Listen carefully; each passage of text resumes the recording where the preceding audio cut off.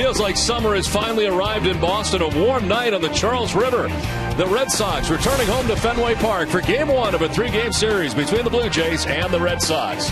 Welcome inside the broadcast booth, everybody. I'm Don Orsillo, as always, joined by Jerry Remy. Welcome to Red Sox baseball. Well, the Red Sox with a very difficult series, to say the least. However brief, losing all 3 games to the Orioles. They're glad to be back home. Yeah, not much positive to talk about in the last 3 games down in Baltimore, but there is something positive to talk about here at Fenway Park over the last 9 games. The Red Sox have played very good baseball here at home, and the record is 7-2, as you can see, over the 9 games. Over 4 runs per game for Boston, a .313 batting average, team ERA of 2.44, and they've held the opponents to a 197 batting average. That all sounds very good, but they've got a different opponent here right now that's playing great baseball. The Toronto Blue Jays have been red hot and moving up the ladder in the American League East. Yeah, Blue Jays have won 8 straight games. The Red Sox will try to quiet them tonight in Game 1 of this 3-game series. We're back at Fenway with more right after this.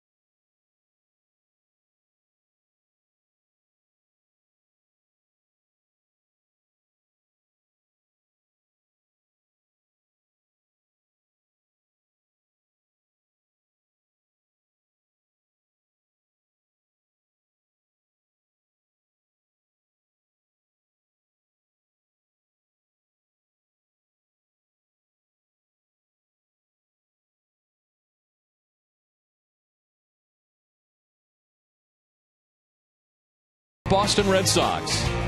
Nissan gets a Nissan's ride of your life for exciting performance and bonus cash. Shop ChooseNissan.com. And by Southwest Airlines. Book your low fare now at Southwest.com. Welcome back to Boston as the Red Sox are home for a 3-game series beginning tonight with the Toronto Blue Jays.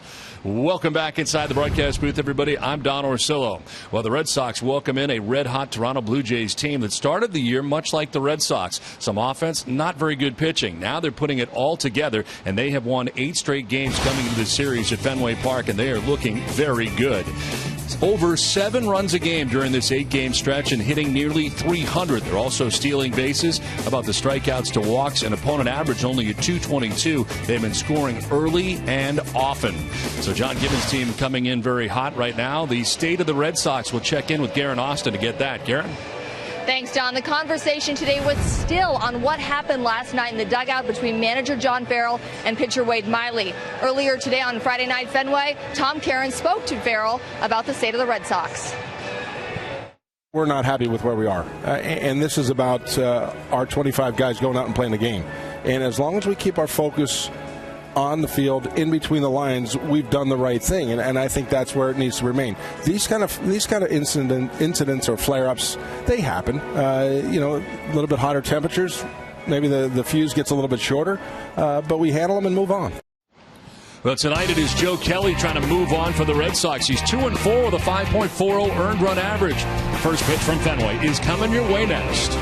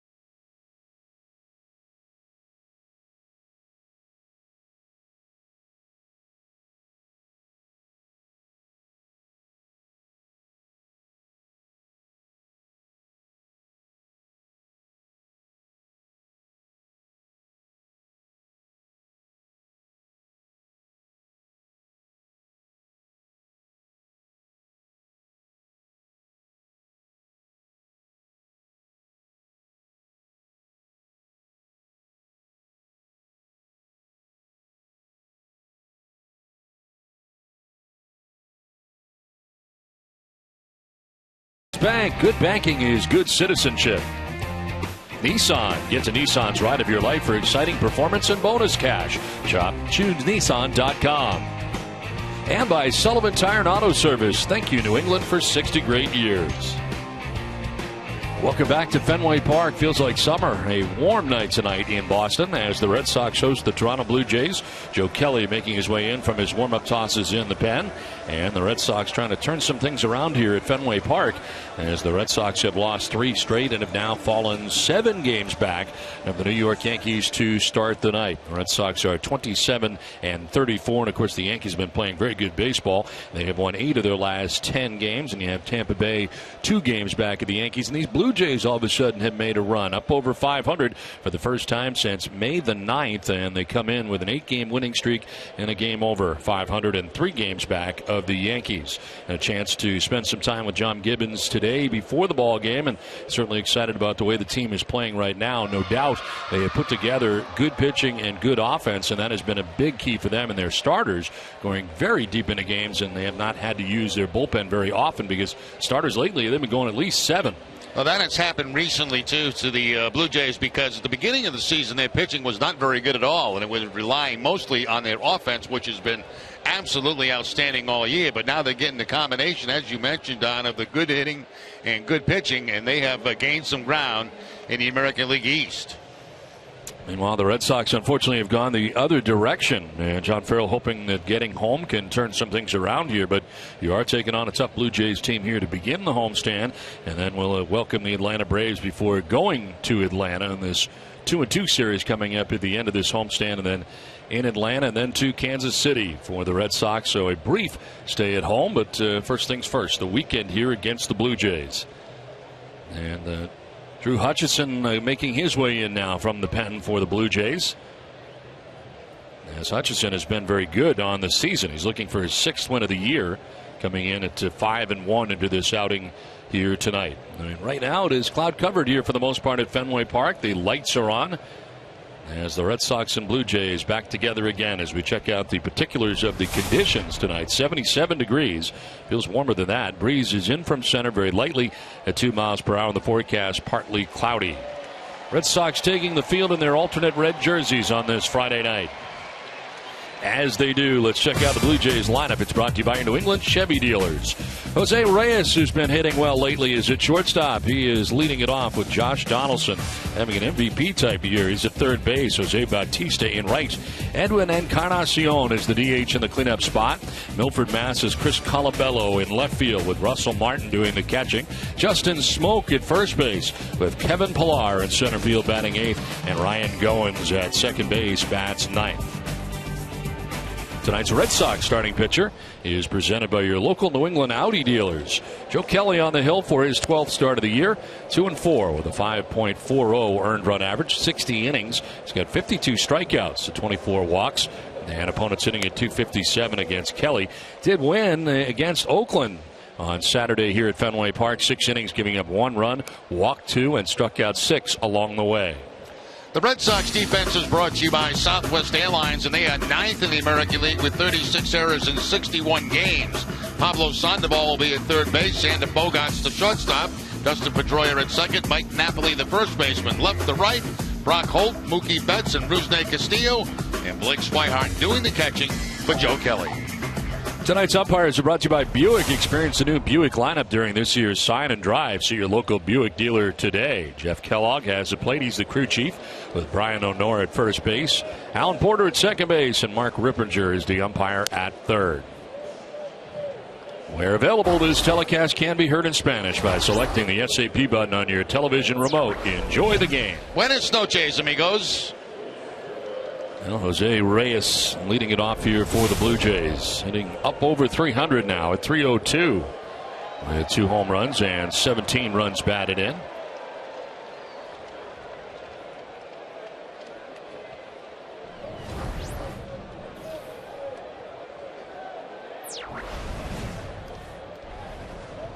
And on the grass at third is Sandoval. First pitch of the ball game is going to miss low for ball 1.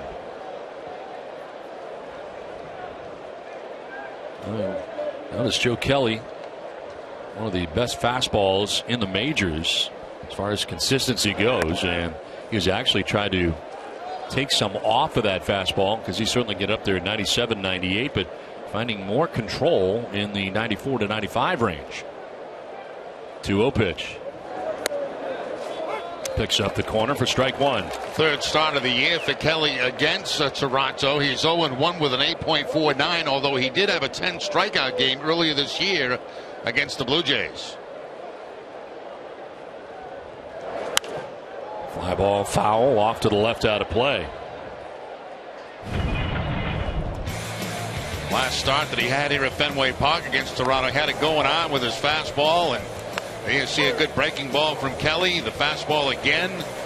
10 strikeout performance against Toronto, although the Red Sox did not win that game.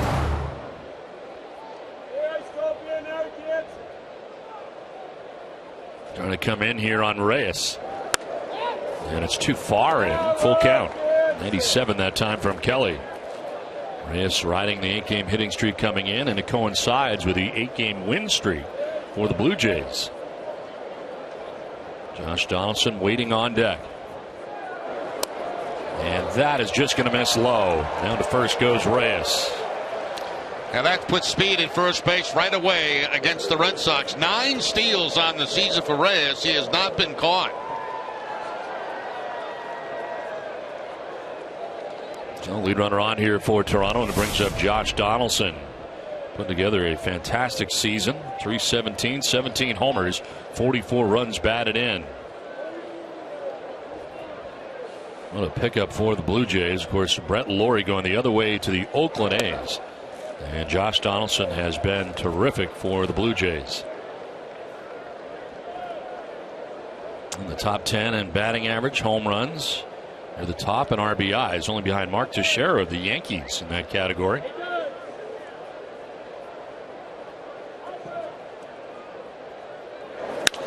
Fly ball headed towards right center field. Back goes Mookie Betts onto the track, and he'll make the catch right in front of Castillo. And again, Rusney not pulling away there. Used to being a center fielder and almost got in the way there in right center field. You got exactly right, Don. You know, both guys center fielders. Mookie Betts now for the Red Sox, and that's what Rusney did his whole career in Cuba. And so center fielders are used to being take charge guys. And that time both guys were taking charge. It's Mookie Betts that comes up with the catch. Rusney has to back off when the center fielder calls for it. One down, Reyes still at first. Good size lead for Reyes at first. Kelly noticed and checks on him. You know, that's the unique thing about this offense you were talking about. The fact they are third in average, first in runs scored, third in home runs. They sacrifice a lot. They're second in the league in that category, and they steal bases. They do everything. And finally putting it together with good starting pitching, going deep into games, and the bullpen has been good. This one fouled off to the right out of play, and they're making a run right now in the American League East. See Bautista. 11 home runs so far in the year, batting here with 1 out and 1 on.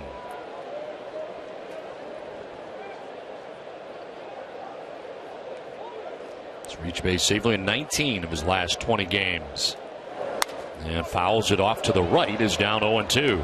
You look at a guy at first base like Reyes, and you say to yourself, when do you steal? Because you've got so much power behind you. Guys like Donaldson, Bautista, Encarnacion.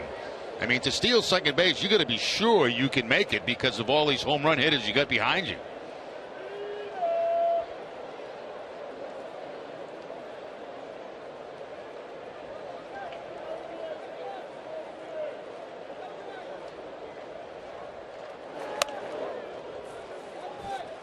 Now you take a look at this scouting situation coming into this series, and look at this lineup throughout for Toronto, and as formidable a lineup as there is in the major leagues as far as offense goes.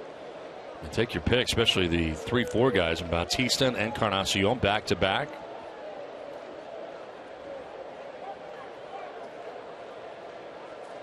There goes Reyes. The pitch is high. The throw is good, and it is in time. Blake Swihart guns down Jose Reyes for the second out of this first inning. A perfect throw right there by Swihart. As he'll put it right on the bag. Pedroia coming into second base to cover. Look at the throw. Right on the money, right on the bag. And all Dustin's do is has to tag him, and he's going to be out. First time he's been thrown out this season. 2 down, Bautista with the count at 2-2. And close but low. Full count. You mentioned Blue Jays, third in the American League with 75 home runs this year. Houston was 79, setting the pace in the AL, and the Yankees was 76. Fly ball, right field. Rusney Castillo this time can take charge as he makes the catch. It ends the inning. Kelly through the first. Red Sox coming up from Fenway.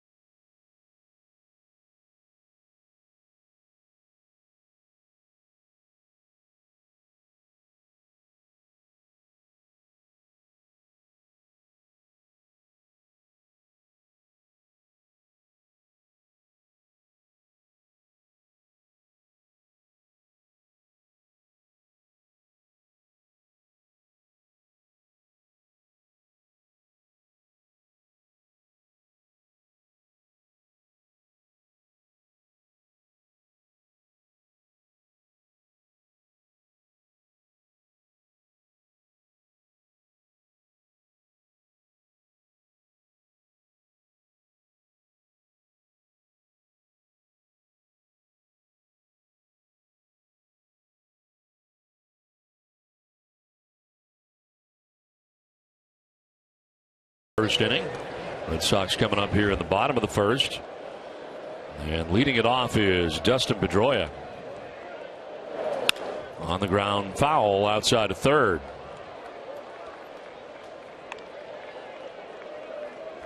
Blue Jays starting pitcher presented by New England Nissan dealers. Drew Hutchison making his 13th start of the year. 5-1 with a 4.91 earned run average. 59 strikeouts. Opponents hitting at .269 against Hutchison.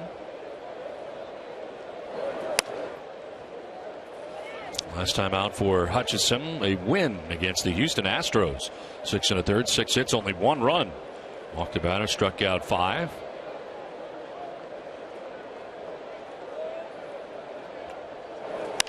Pedroia pops it up right side of the infield. Smoking Goins, and it'll be Goins on the outfield grass for the first out here at the bottom of the first inning. The Red Sox lineup is brought to you by your Eastern Hyundai dealers. Just saw Dustin Pedroia at second base with Brock Holt in left field batting second. Xander Bogaerts in the 3 spot tonight for the Red Sox with David Ortiz, the DH. Mike Napoli at first base with Pablo Sandoval at third base. He's here against Toronto hitting at .455. Mookie Betts in center with Blake Swihart doing the catching. And Rusney Castillo in right field bats 9th. Here is Brock Holt settling into that number 2 spot in the order and getting the start in left field tonight. Hanley Ramirez ailing from the foul ball off the knee, but also a left hamstring injury that was bothering him last night during the game. And you may remember the Red Sox checked on him at second base at one point. John Farrell going out there with Masai Takahashi, the trainer, and they were checking on the hamstring situation that has him out of the lineup tonight.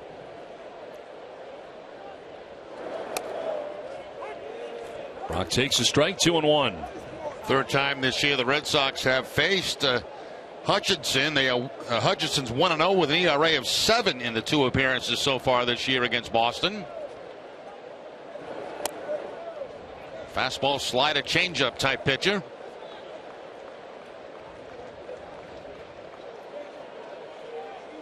Blue Jays on a 5-game road trip, 3 here at Fenway. Then they go to take on the Mets for 2 before returning home. Well, 1-out walk for Brock Holt. The Blue Jays defense is brought to you by DraftKings, and they are 7th in the league with 33 errors on the season. Josh Donaldson to be at third base, Jose Reyes the shortstop, Ryan Goins at second, and Justin Smoke the first baseman. Left to right, Chris Colabello will be in left field, Kevin Pillar in center, and Jose Bautista in right, and Russell Martin doing the catching. 1 out, 1 on, and it brings up Xander Bogaerts moving into the 3 spot in the absence of Hanley Ramirez. And he'll take strike 1. 295 for Xander. 2 homers and 22 runs batted in. Riding a 7-game hitting streak coming into tonight's game.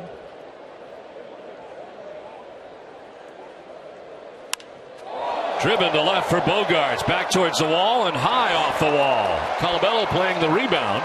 As Holt to third base with that throw goes. It's a double for Xander Bogaerts, and it's second and third with 1 out for Boston.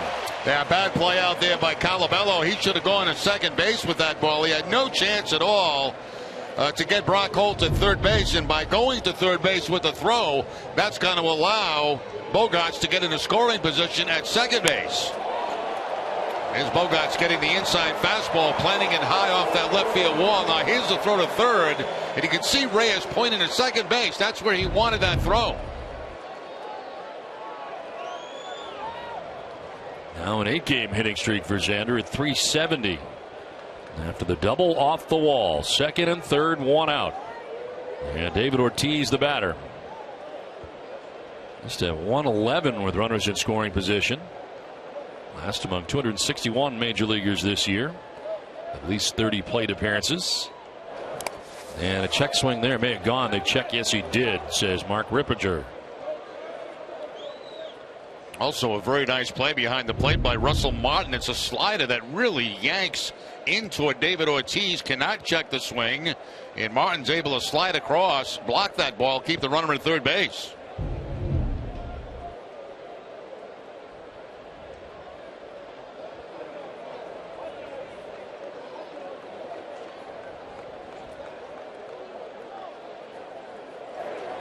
Inside has David jumping back out of the way. Fastball up in it at 93.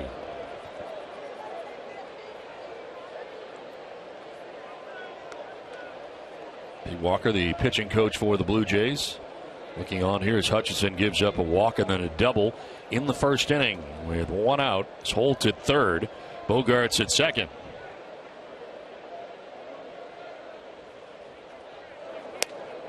And it's strike 2 to Big Papi. Just did get the corner. Inside fastball back to the outside part of the plate, down and away with the slider.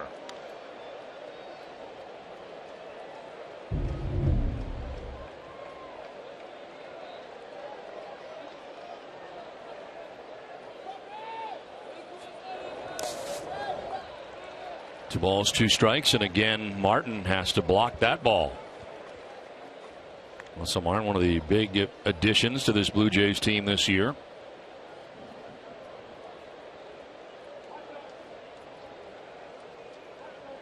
Blue Jays had yesterday off, flying here last night from Toronto.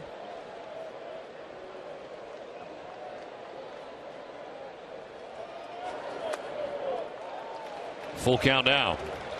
Well, he's throwing him everything. The slider, the changeup, fastball inside. And runs the count to 3-2.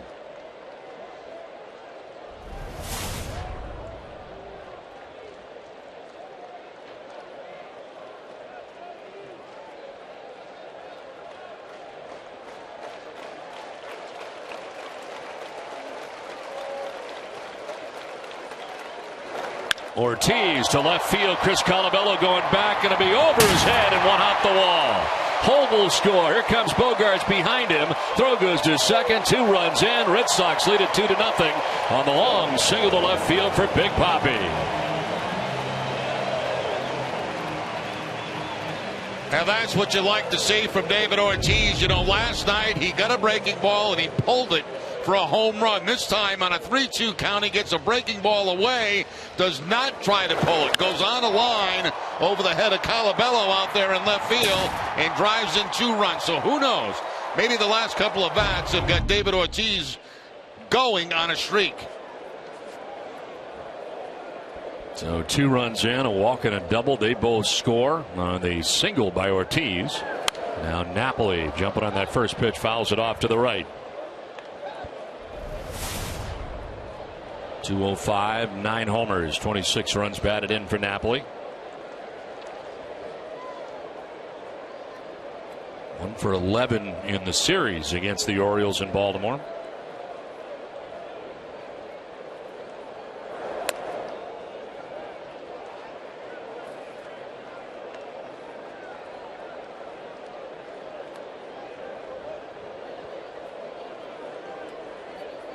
Team pitches for Hutchinson so far, 9 for strikes. He's had to work hard and still has only 1 out here in the first inning. Outside corner. Napoli doesn't agree. 1-2. And so far everything has been outside. Once again, Napoli will question that outside strike.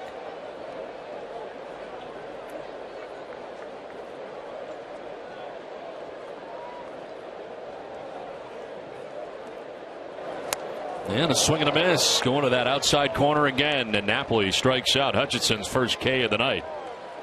Back to the breaking ball for Hutchinson to pick up the strikeout. So fastball away, followed by slider. Napoli, very defensive swing, just trying to make contact, but can't do so.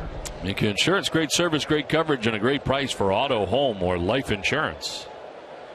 2 down here in the first inning. Ortiz at first, held on by Justin Smoke. There's Sandoval driving it to right field. Back goes Bautista at the wall. It's gone into the bullpen. Pablo Sandoval with a 2-run shot, and the Red Sox out to a 4-0 lead in the first inning.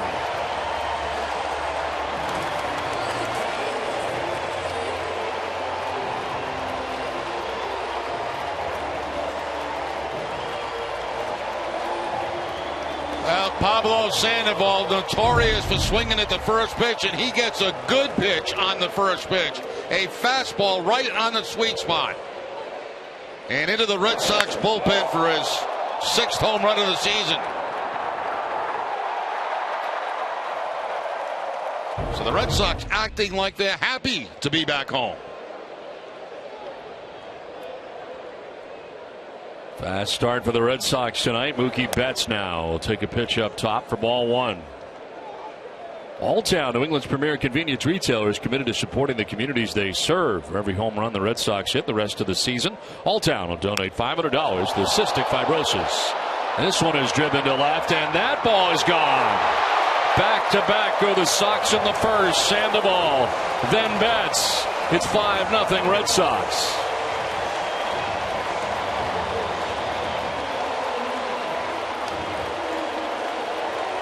Mookie Betts gets the slider and takes it out of the ballpark.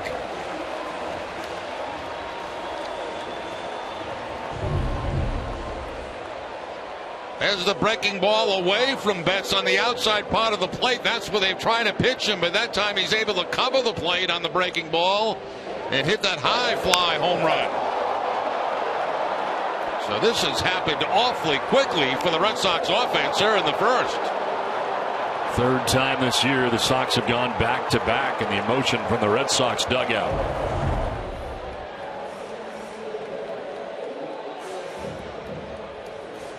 It's the first time they've gone back-to-back since April the 26th. Sandoval and Ramirez last time. This time it's Sandoval and Betts. Blake Swihart taking strike 1. 208 with a home run, 8 runs batted in.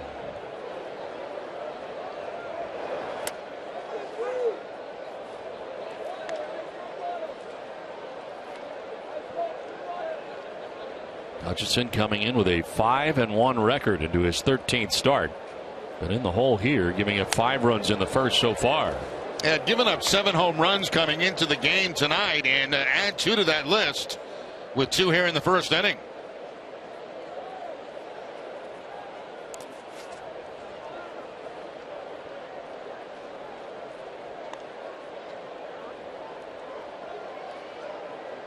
Hutchison last year giving up 23 home runs on the year. As the number 9 man, Rusney Castillo, waits on deck. Line opposite field. Base hit for Blake Swihart. And the hits continue here in the first inning for the Red Sox. Nobody warming yet for the Blue Jays. They've had a couple of guys moving around down there in the bullpen, but I think they'll probably get somebody up there fairly quickly now. Swihart going to the opposite field on a fastball. You can see the third baseman, Donaldson, playing way over, but it's up over his head. Swihart has the base hit. 9th member of the Red Sox to bat here in the first inning is Rusney Castillo. And he lines one into right field for a base hit. Up to second base goes Swihart. Back-to-back base hits here after the back-to-back home runs. You know, we've seen some very good swings here in the first inning, and I think of the Ortiz swing going to the opposite field. Sandoval jumping on a first pitch fastball. Opposite field hitting here by Rusney Castillo. Opposite field hitting by Blake Swihart. We've seen a little bit of everything here in the first.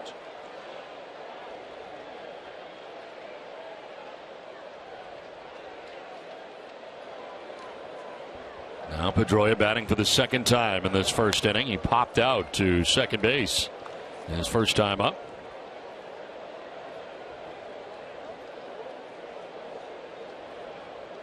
A 5-run, 6-hit inning for the Red Sox. A walk mixed in there, allowed by Hutchison.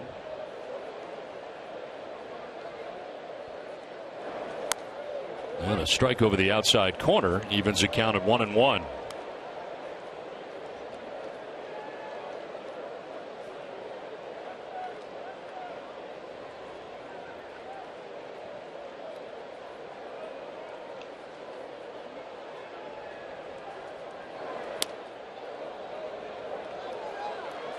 Close pitch, called the ball.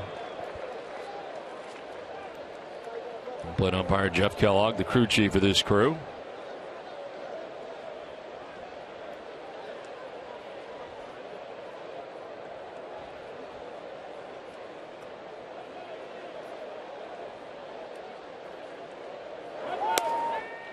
Low for ball 3.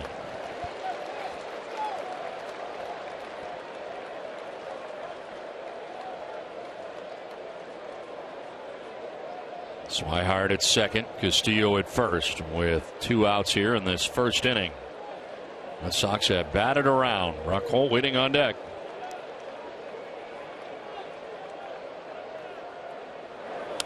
Outside for ball 4. Now the bases are loaded. The second walk of the inning given up by Hutchison.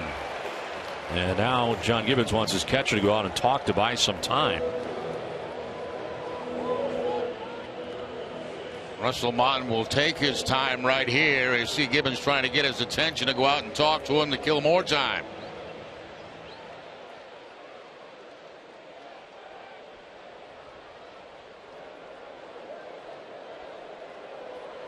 Giving both Schultz as much time in the pen to get ready. Rapid fire out there for the Blue Jays.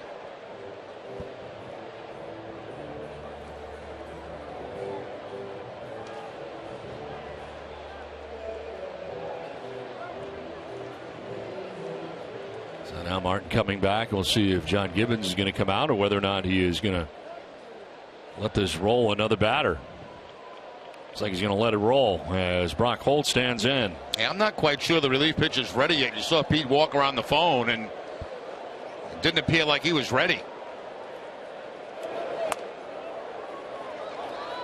Holt walked in, scored in the first inning.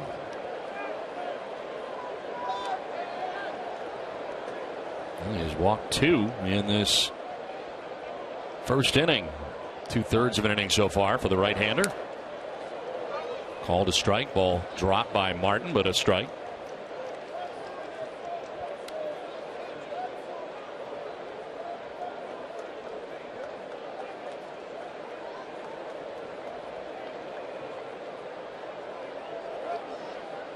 Move the center fielder Pilar into left center a tad.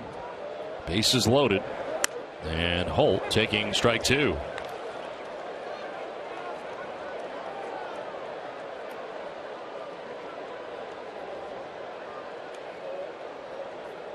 Brock a walk earlier on in his first inning. Came around to score the Red Sox first run. Now batting with the bases loaded and 2 down. In the air to right field. Bautista on the move, and he'll get there to make the catch that ends the inning. But a productive first for the Red Sox. They scored 5 times in the first.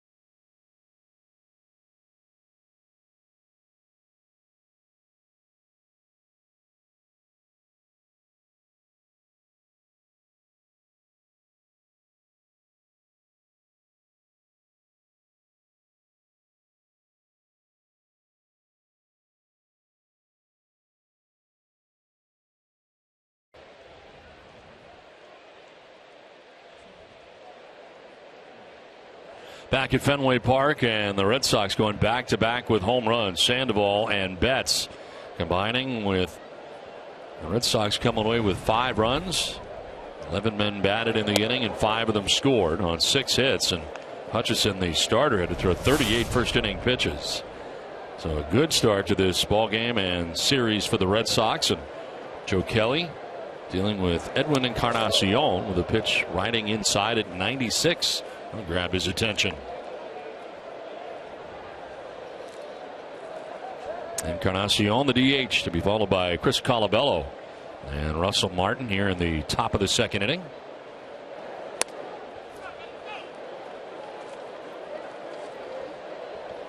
"17 pitches and only 6 strikes so far for Joe Kelly.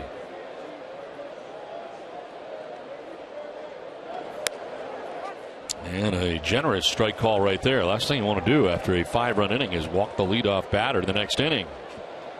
Kelly falling behind here 3-1.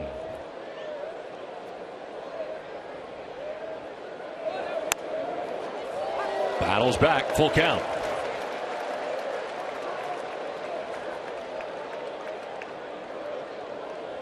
Chris Colabello waiting on deck for the Jays.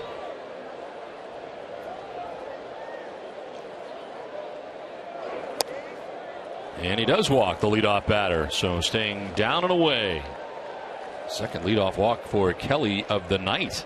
It's time to vote for your Red Sox All-Stars. Support your favorite Sox players by voting on the 2015 Esurance MLB All-Star Game ballot at redsox.com today. Make sure to vote early and often. Here comes Chris Colabello. Born in Framingham, Massachusetts, resides in Milford, Mass. Attended Assumption College in Worcester, Mass, graduating in 2005. As he takes strike 1. Graduate of Milford High School. And previous major league experience with the Minnesota Twins, 2013. And And again in 2014. He did .229 last year with Minnesota. And is quickly down here 0-2. The Red Sox really shade him to the opposite field. You could see Mookie Betts way over, and so is Brock Holt.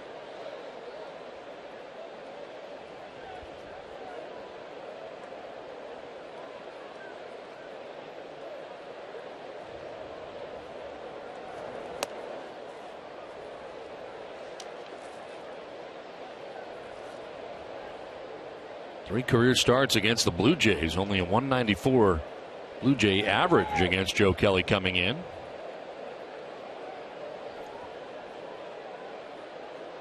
Shaking off the inside fastball twice. Wants to go away. Colabello fouling it back. 98 that time. Reached back for a little extra. But tonight's suits are designed by that guy. Custom made in the USA from fine Italian fabrics. Available at Men's Warehouse. Joseph Abboud in the house again tonight.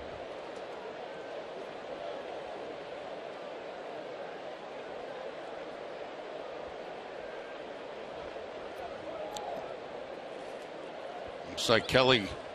Ooh, very late time call. Yeah, he was really paying no attention. Kelly was focused on his pitch, and the time had been called. Colabello had stepped out quite early, but Kelly was focused on what he was going to throw, which was going to be a changeup. You can see time has been called.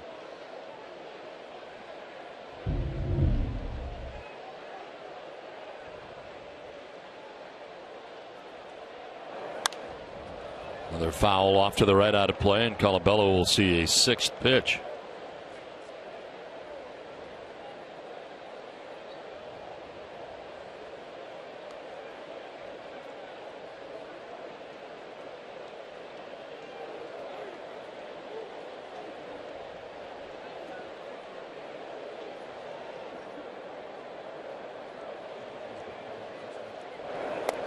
Two pitch is in there for strike three. Got Colabello, froze him. At the bottom of the zone. First K of the night for Joe Kelly. And Joe Kelly back to the changeup that time and picks up the strikeout with it right at the bottom of the strike zone. He wanted to throw that pitch before the timeout was called. They went back to a fastball, then back to the changeup. 1 on, 1 out for Russell Martin.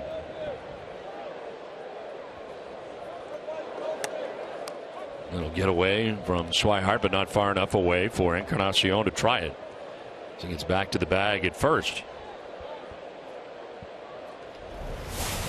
274, 9 homers, and 28 runs batted in for Martin.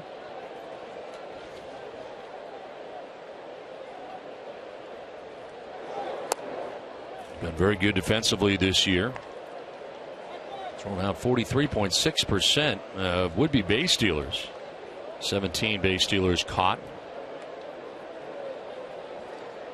He is second in the major leagues in caught stealing. Derek Norris of the Padres has one more. As the pitch is a little bit low, and it's 2-1. Yeah, they really did solidify their catching situation offensively and defensively with Russell Martin.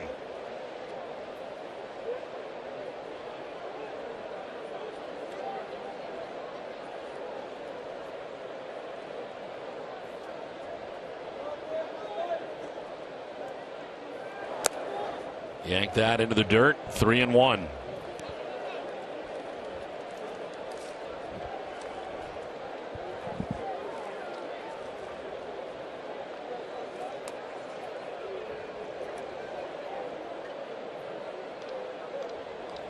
Justin Smoak waiting on deck. 1 on, 1 out. And a fly ball headed out to center field. Mookie Betts out there backpedaling. Plenty of room. Will make the catch for this second out. Well, Sunday at an all-new NESN clubhouse. Clay Buchholz shows D'Angelo Ortiz's fastball grip. Joe Kelly takes the hot seat on small talk, and we go on a wild ride with Boston Pedicab for Fenway Jobs. NESN Clubhouse comes to you commercial-free Sunday at noon, presented by Delta Dental of Massachusetts. Now, I can't wait to see that, but there's an episode that's going to be coming up that I have. It's must-see TV because they did an interview with you today. Yes. That's going to be on that show. I don't know when it's going to be on. I don't either. Looking forward to it, though. Oh, I was here for it. It was great. TJ and Amber were here in the house they were grilling me, really. I think it was more of an interrogation than anything else. They had a lot of tough questions to answer. I thought they were excellent questions. Yes. You did a couple of play-by-play kind of fake things, home runs and stuff like that. Very good session. This one gets away, and Encarnacion this time will be able to move up to second base. Lancing off of Swihart and behind him. Looks like the slider that time and deflects right off the webbing of the glove of Swihart. He's charged with a pass ball. Encarnacion in scoring position at second base.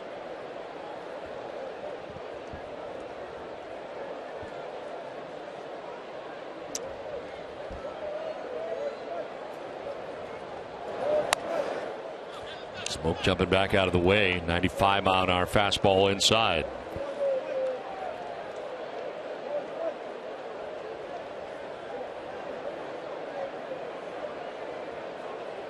Smoke hitting at .333 since the middle of May. And he'll take the strike. 3-1. Runners in scoring position. Very good at .571 for Smoke.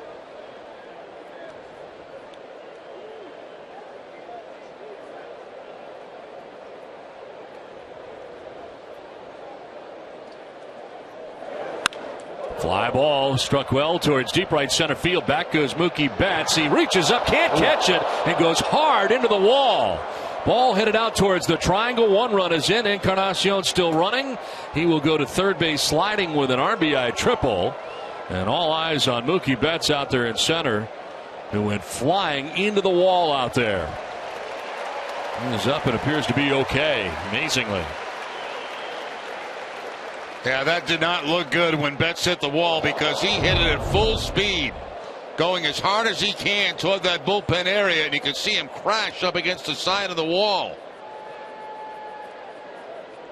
Ooh, right off the face. And down he goes.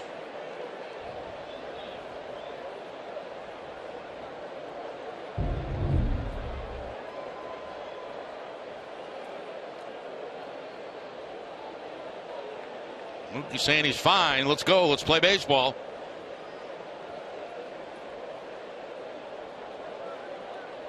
He went into that pretty hard. A face plant into it, but he is all right.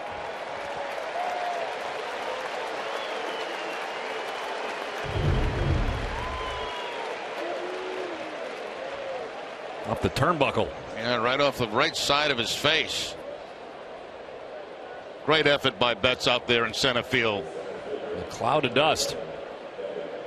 Taking inventory on his body there after he landed. It looked like his hand got in there first. A first triple for Justin Smoak, who is at third base. Run in for the Jays. They have an answer here in the top of the second inning to the 5-run bottom of the first. Leadoff walk coming back to bite Joe Kelly. Now Kevin Pillar.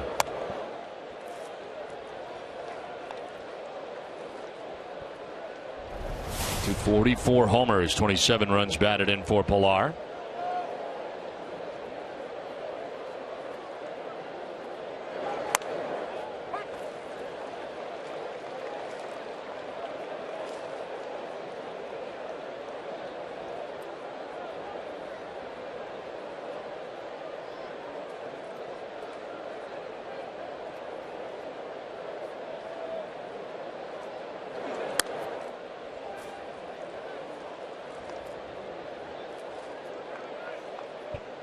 Baltimore out to a 1-0 advantage tonight against the Yankees. The Orioles staying at home after the Red Sox left to open up a series against New York, and Baltimore leading in the third. Chopped off the plate in the air a while. Sandoval coming in. His throw is going to be in time. Nice play by Pablo to end the inning. Blue Jays get a run. It's 5-1 Boston.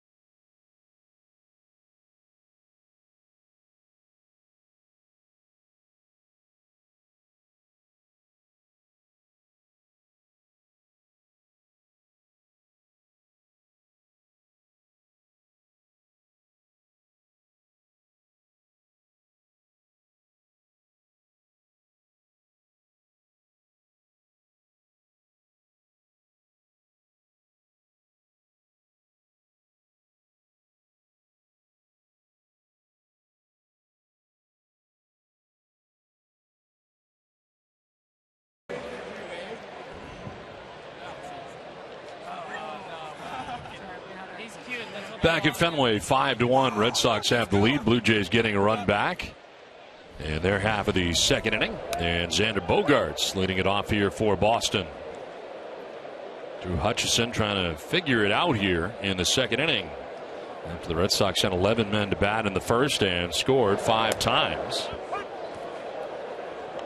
John Gibbons hoping to go a little deeper into this game so he doesn't have to get into that bullpen. They did have Schultz up in the pen last inning.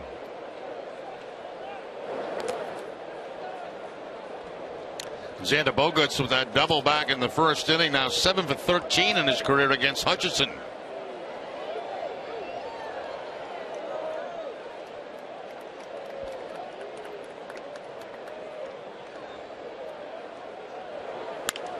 On the ground to third base, Donaldson throws out Bogaerts for the first out of the second. Let's take a look at the last couple of at-bats for David Ortiz. Last night he gets a breaking ball out over the plate and hits the home run. Tonight he gets a breaking ball again, but this time it's away and takes it to the opposite field to drive in 2 runs. So Ortiz hitting the ball where it's pitched. Breaking ball middle plate, pulls the ball away, opposite field, 2 RBI. One down here in the second inning. Into the shift go the Blue Jays on the right side. Ortiz singled to the left, driving in those 2 runs that last time up. With the 2 RBIs back in the first, moves ahead of Willie McCovey. All-time RBI leaders.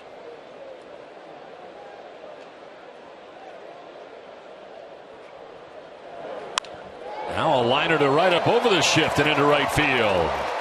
David Ortiz 2 for 2 in the ball game. Hitting it where it's pitched. Remember last time the breaking ball away, other way. This time fastball tries to sneak it by Ortiz inside, and he's all over it. Line shot right down that right field line for the single.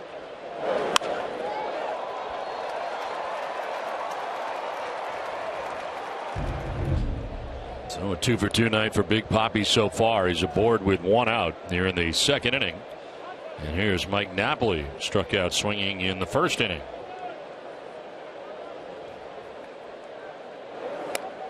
Napoli takes strike 1.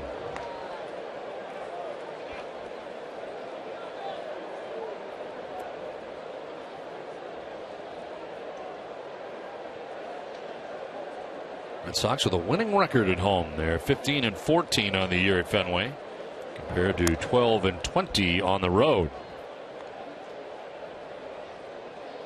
That's what's so tough about that last trip to Baltimore. You know, they had that winning streak going here at Fenway Park with the 3 wins over Oakland, and you know, you felt very positive about the way things might be going, and then it all changed around with 3 games in Baltimore.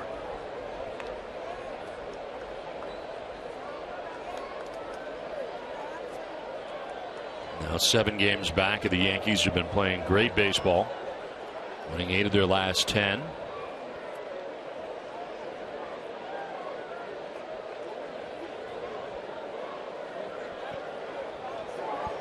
Swing and a miss, and Napoli is struck out for the second time tonight. 2 down. That's 2 different pitches he's got him on. He got him on the slider back in the first inning. Now a high fastball.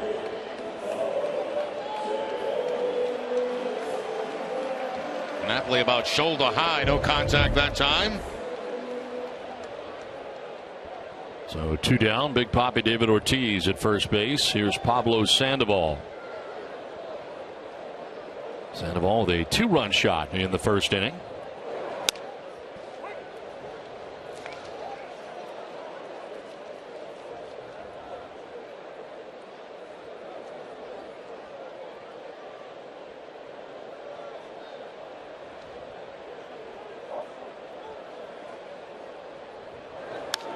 Fouled backhand. It's 0-2. Now back in the first inning, Pablo Sandoval gets a fastball middle in and kind of a line drive home run out into that Red Sox bullpen. 2-run shot for Sandoval. It was the first home run for Sandoval since May the 16th at Seattle against Felix Hernandez.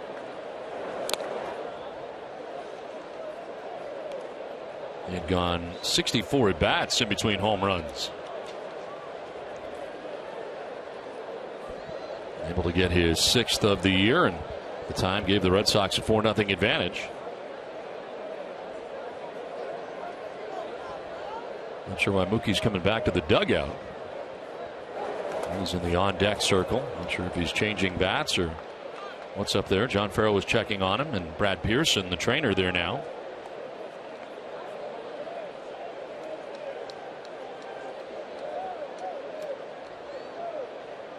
He had been in the on-deck circle and then walked back into the dugout area. And De Aza is getting himself a bat and a helmet, it looks like.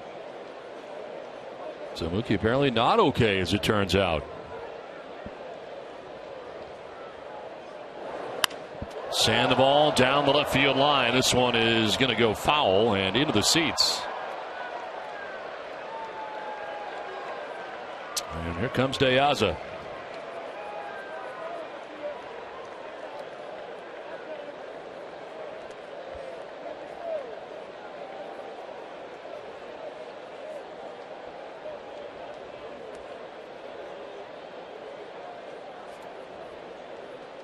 It's like Mookie has taken himself out of this game. Sandoval will pop it up right side. Racing in is Goins.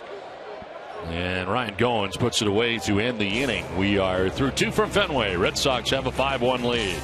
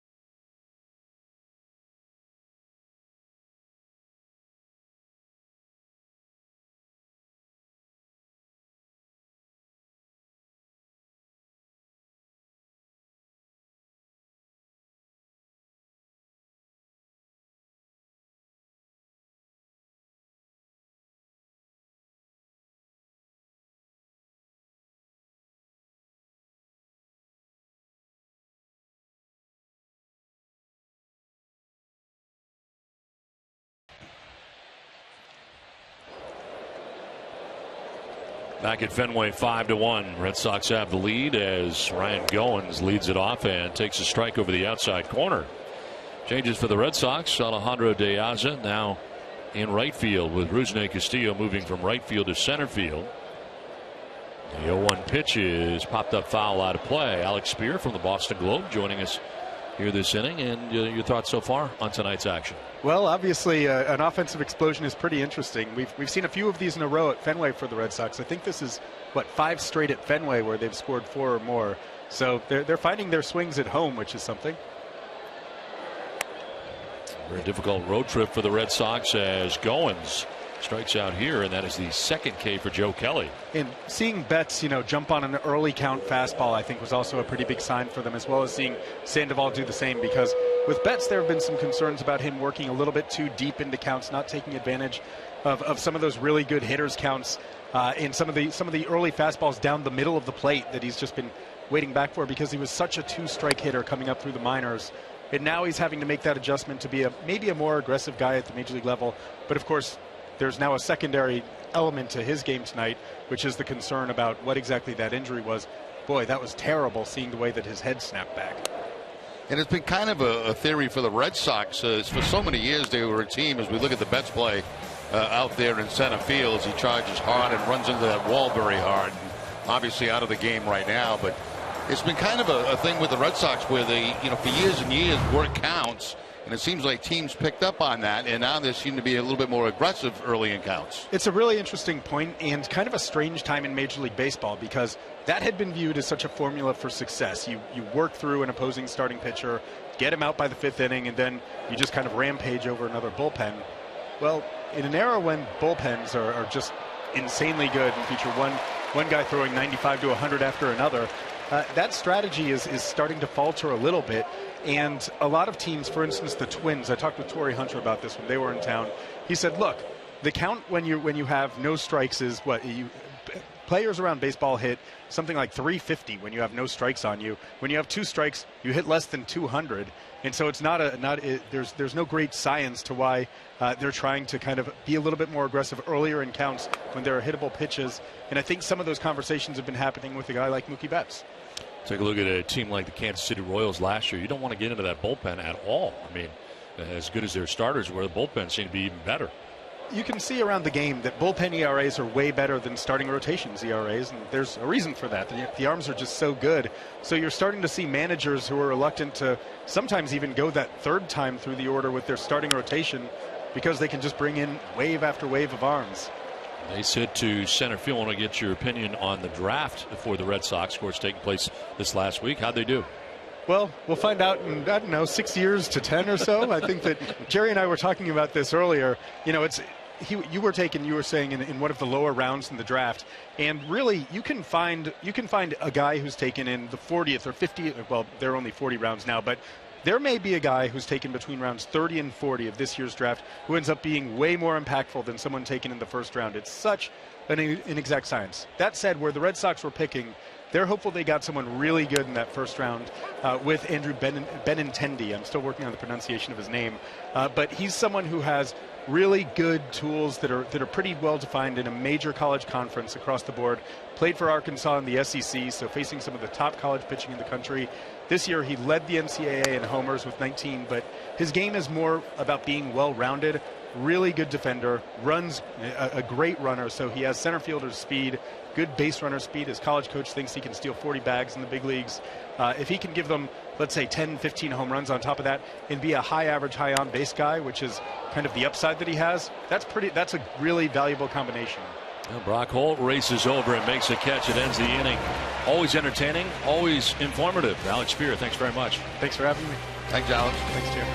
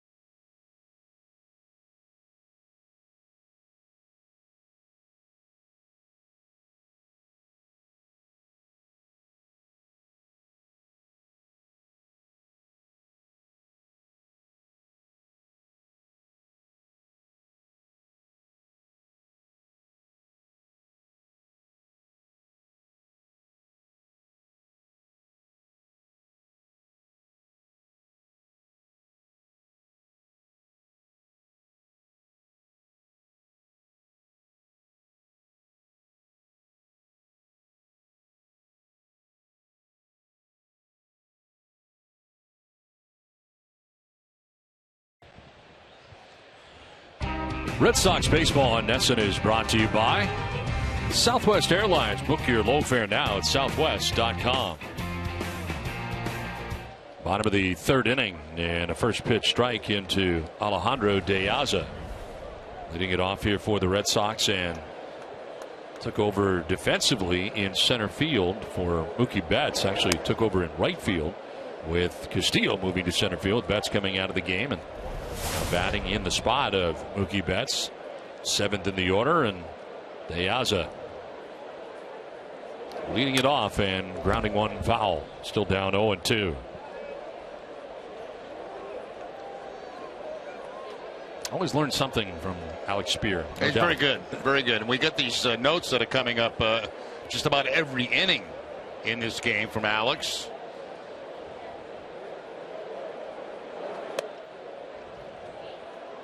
It amazes me how those guys know everything. You know? Yeah. I think he's going to have to dumb it down a little bit for us, if it's possible. Alex, you're very smart, but I think you need to dumb it down just a tad. The 1-2 pitch is fouled off to the left. Boston-based daily fantasy company DraftKings.com is giving out $300 million in cash prizes. Enter promo code NESN to play for free. Late swing and a strikeout there. De Aza chases, and Hutchison seems to be finding his way in this game. A good location that time with the fastballs. He stays away from De Aza to pick up the strikeout. Very late swing, defensive swing with the 2 strikes.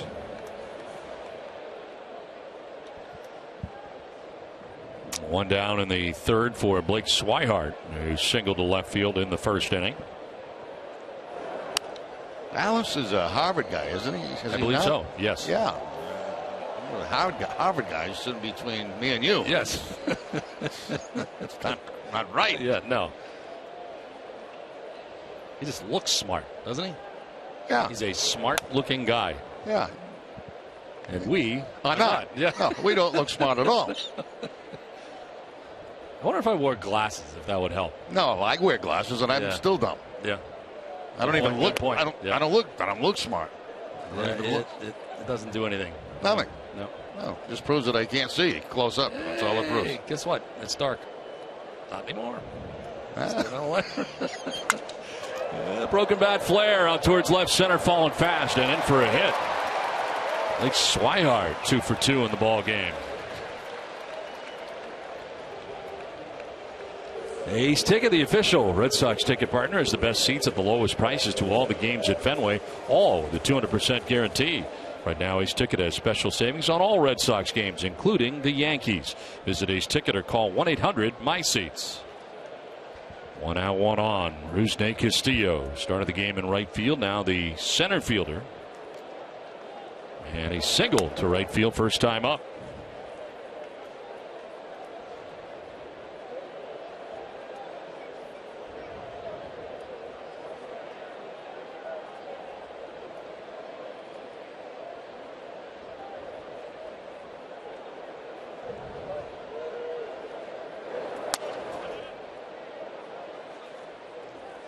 Schultz back up again. He had been up when Hutchison was running into all kinds of problems in that 38-pitch first inning.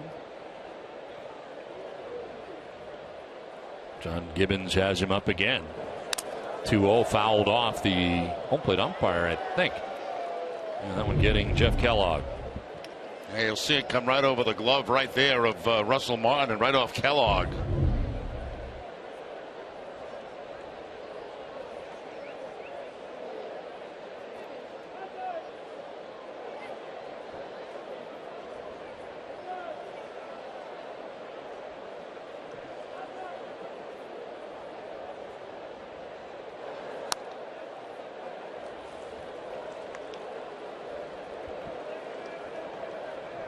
Rusney coming in, hitting at 226 into tonight's game as St. Pedroia, the top of the Red Sox order, waiting on deck. Red Sox batting here in the last of the third inning. Castillo will take the walk, and that is the third free pass given up by Hutchison of his outing. Join the 2020 Club and enjoy an affordable fun night at Fenway Park. Groups of 20 or more start at $20 each. Visit redsox.com/groups for more information.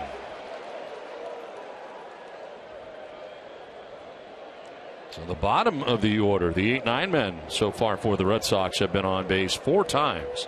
Swihart 2 for 2. Rusney 1 for 1 with a walk. And setting the table for the top of the Red Sox order. And Pedroia hits one high and deep to left. Colabello back at the wall, and it is gone. Dustin Pedroia with a 3-run home run puts the Red Sox on top 8-1.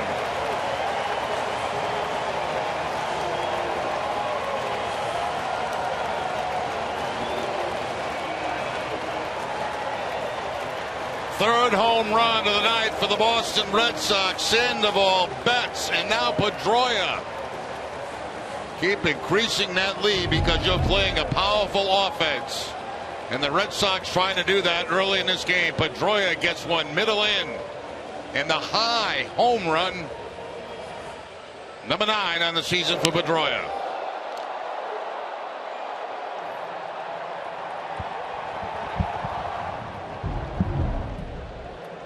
So Dustin Pedroia has given the Red Sox an 8-1 lead. The pitching change from Fenway Park.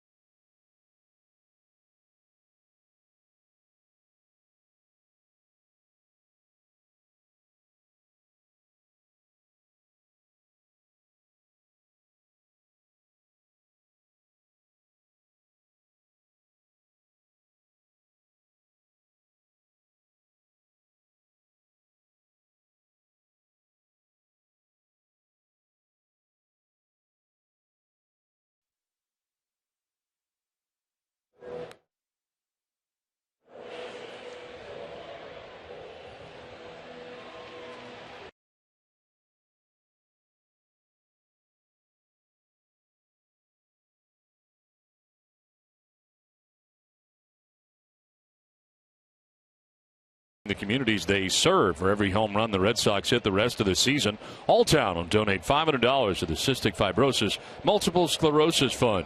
Visit alltown.com for a location near you. Bases empty, 1 out here in the bottom of the 3rd inning as Brock Holt will take a strike over the outside corner. This call to the bullpen is brought to you by Kia. Bo Schultz, who had been up as early as the 1st inning, finally gets into the game here in the 3rd, his 3rd appearance. 3 innings, 2 strikeouts, a walk. As Holt lays off a ball, 1-1.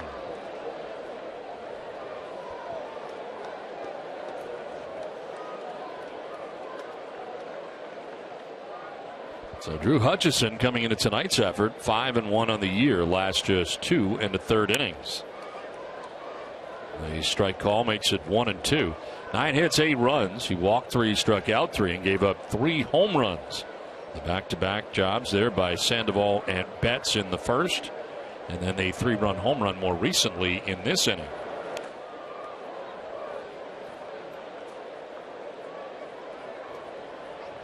So the Blue Jays winners of 8 straight games heading into tonight's action, and The Red Sox with 5 in the first, 3 so far here in the third. And has not been much fun for John Gibbons.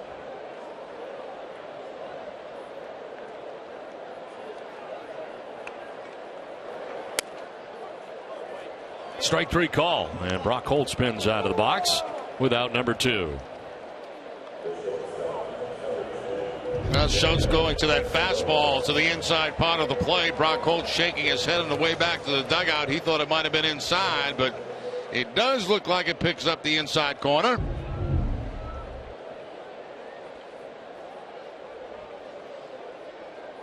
Two down for Xander Bogaerts. He doubled in the first inning, grounded out to third in the second.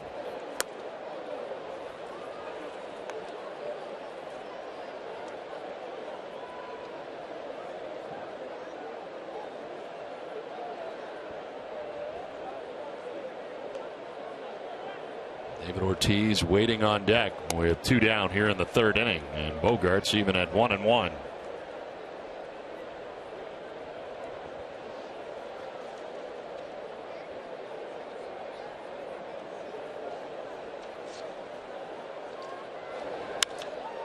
Fly ball to right center field. Overcomes Pilar, the center fielder, calling and catching out number 3. But a 3-run home run for Dustin Pedroia has the Red Sox on top 8-1.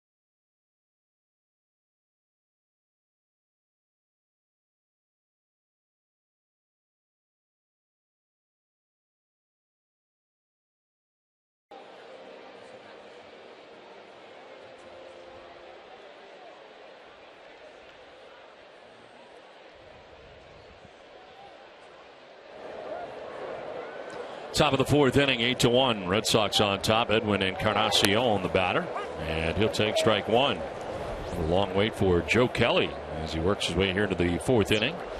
So far, has only surrendered 2 hits on the night. Has given up a run.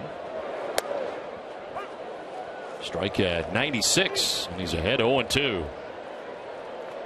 Kelly with 2 strikeouts, 2 walks.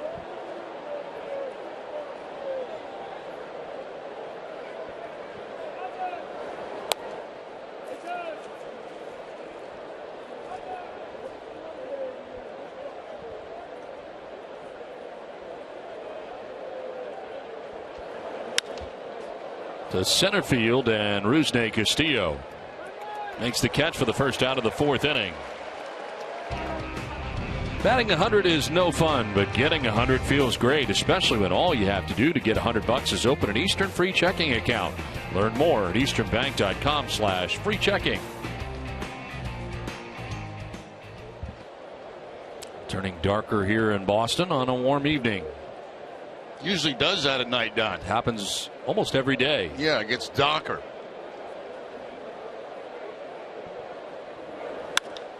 to right off the bat of Colabello, and De Aza had to dive forward to react to that. He kind of misjudged that sinking line drive, may have lost it in the light bank, not sure. Yeah, I think that's what happened. You could see him pointing in that direction, and it's usually line drives like that that you do lose in the light tower.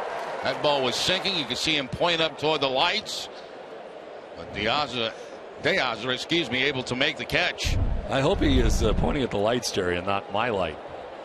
No, your light doesn't go out that way. It just focuses right down on your stuff. All right. Because it has occurred to me that it may be an issue for the outfielders looking in. No, there's nothing going this way. It's all going right to your stuff. Chop to third. Sandoval on the run. Had trouble getting it out of the glove, but had plenty of time to recover. A nice 1-2-3 inning for Joe Kelly. 8-1 Boston.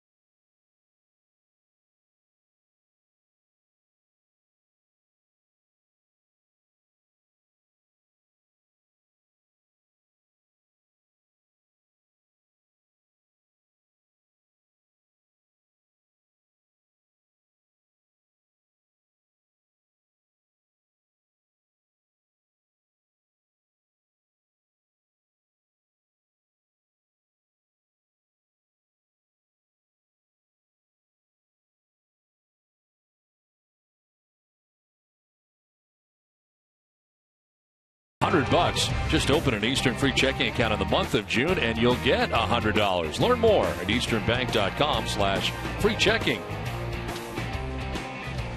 Jerry, I think it's getting darker. It is, and your light is getting brighter. It is. And so are the lights around Boston. As we play on here to the bottom of the fourth inning. That's a beautiful shot looking out toward the airport. David Ortiz already 2 for 2 in this game with 2 RBIs. Followed by Mike Napoli, Pablo Sandoval. Bo Schultz back on the mound again.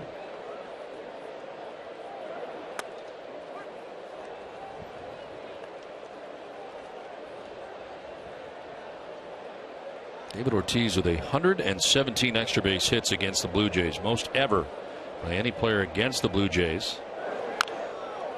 And the most for David against any team in the majors. But does not have an extra base hit tonight. His hits are both singles. Shift on here for the Blue Jays. And it is Jose Reyes, the shortstop on the right side of the infield. David gets time from Jeff Kellogg.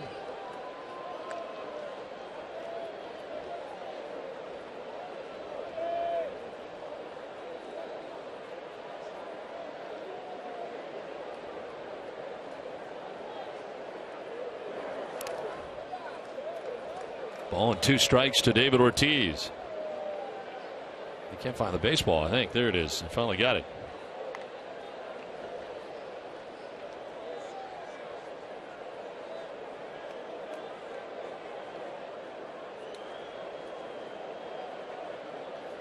Looks like they're going to try to come in on Big Papi. And a ground ball right into the shift. Goins in short right field. Throws out Ortiz for the first out. Let's get an update with Garen Austin. Garen. Hey, thanks, Don. Mookie Betts left the game in the second inning after slamming into the wall, and we are now getting official word that he left due to a lower back sprain. Don, back to you. All right, Garen, thanks very much. Let's hope that's not that serious for Mookie. What a great effort he made going against that bullpen area. Probably tightened up on him the longer it went afterwards, and he was on deck in the on-deck circle and then walked back to the Red Sox dugout, pulling himself out of the game. And you're right, what a spectacular effort again out there in the triangle area by the bullpen wall. Not by it, into it. That's about as into it as you can get. Yeah, I mean, he's going full speed.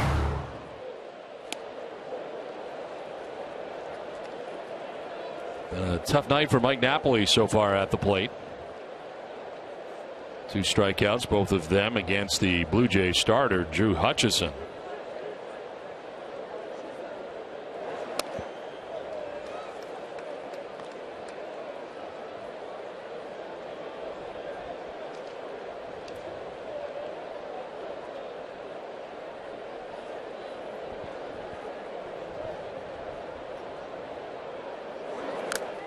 Foul tipped, and it's 2-2. Schultz retiring the 2 batters he faced in the third inning, getting Holt to strike out, Bogarts to fly out. Starts the 4th inning by getting David Ortiz to ground out. See R.A. Dickey tomorrow, matched up against Clay Buchholz in the middle game of the series. Day baseball Saturday and Sunday in this 3-game series from Fenway Park. R.A. Dickey 2-6 heading into that outing tomorrow. Buchholz 3-6 on the year. Ground ball down the third baseline, foul.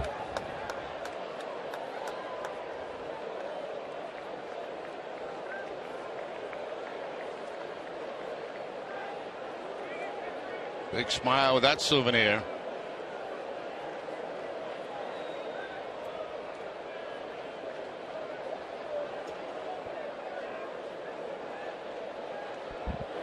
Three-two pitch in the air to right. Bautista moving to his right and hauls it in for the second out. Well, it's time now for the Geico Red Sox moment. All season long, Geico will highlight the 1975 Red Sox in honor of their 40th anniversary. In their 62nd game of the 75 season, Red Sox lost to the Orioles 3-0. All of the Sox 6 hits went for singles as part of that loss. 2 down here in the 4th inning, 4 in a row. Retired by Schultz, and here is Pablo Sandoval. Drives one out towards deep right center field. Back goes Pilar to the triangle. It is going to be caught out in front of the garage door. Pilar going as far as he could out there, and so is Pablo to straightaway center. It's 8-1 Red Sox.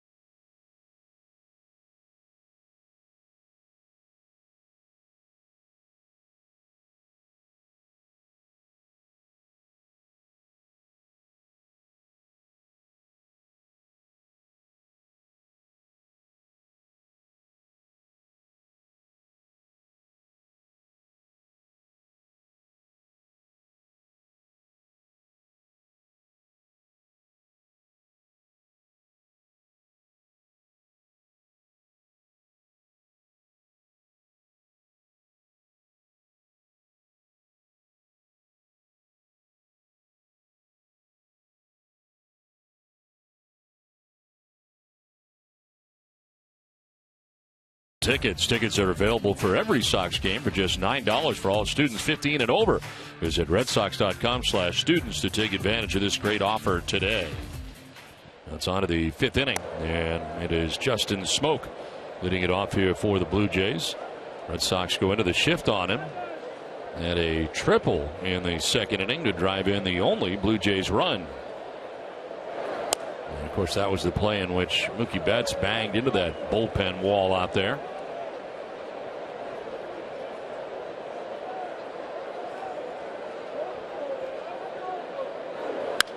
Now he takes it the other way to left field, and this quickly will one-hop the wall.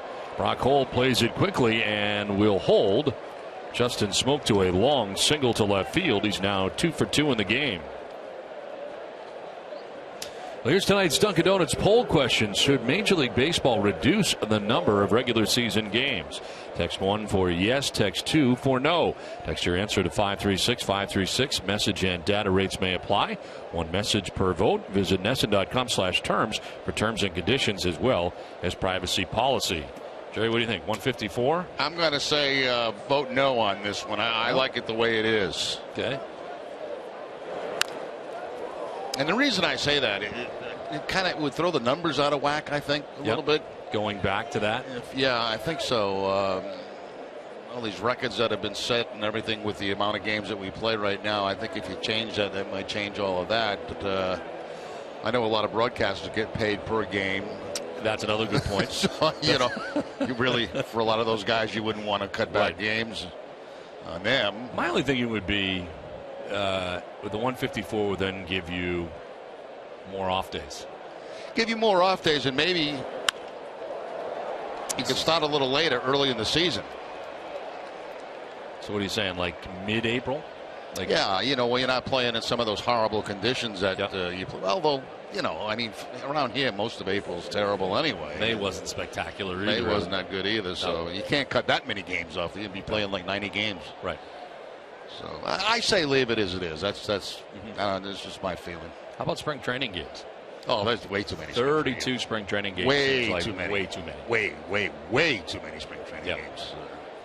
But that's not the poll question tonight. Poll question is regular season games. There is some discussion about that again reintroduced. There's a fly ball off the bat of Goins, and this is struck well. It is back, and it is high off the wall. The Karen played by Brock Holt. Smoke will score. Stopping at third is Pilar on the RBI double by Goins. And the bottom of the order getting something done here for the Blue Jays. It's now 8-2. 3 straight hits. 7, 8, and 9 men for the Jays. Smoke going to the opposite field. Pilar with a base hit. Now Goins to the opposite field. Off that left field wall on a two-seam fastball away from him. You can see Holt going back for it. He's going to have to play it off the wall. 1 run will score. The 2nd run holds up at third base. Looks like a little confusion out there. You get 3 guys around the baseball for the Red Sox. It's almost like they were trying to hide the ball from the base runners. Now fly ball down the right field line. De Aza is not going to get there, but it is a foul ball. Right into the first row of seats over there.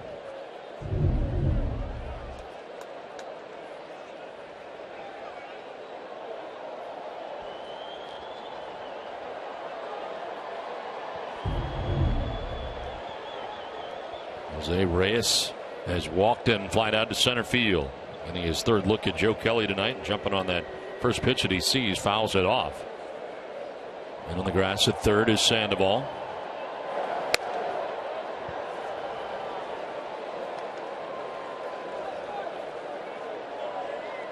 .345 with runners in scoring position, and even better lately, 5 for his last 8.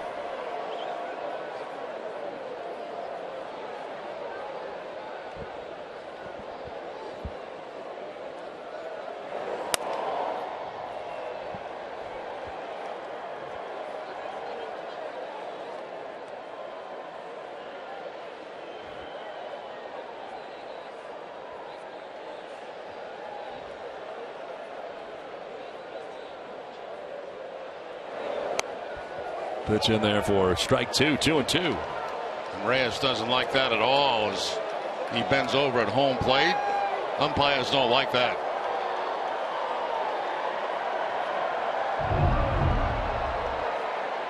Is that last pitch from Kelly? Like a changeup, just at the bottom of the strike zone. Fights it off on the ground, and it'll go foul. Swihart picks it up. Reyes pats the bag at first.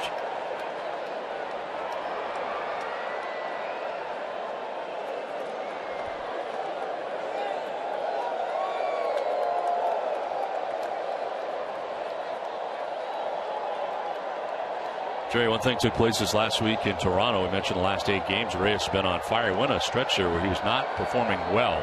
And the media in Toronto getting on him a little bit, thinking that some of his play was lackadaisical.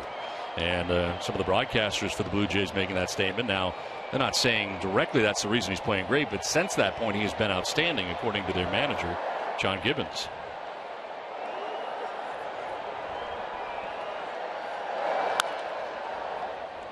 You never know what's going to turn a guy around, you know, and nobody likes to be criticized, obviously, but when you are criticized heavily for not playing hard, that gets under your skin a little bit, and so maybe a little extra effort by Reyes. We all know how talented a ball player he is.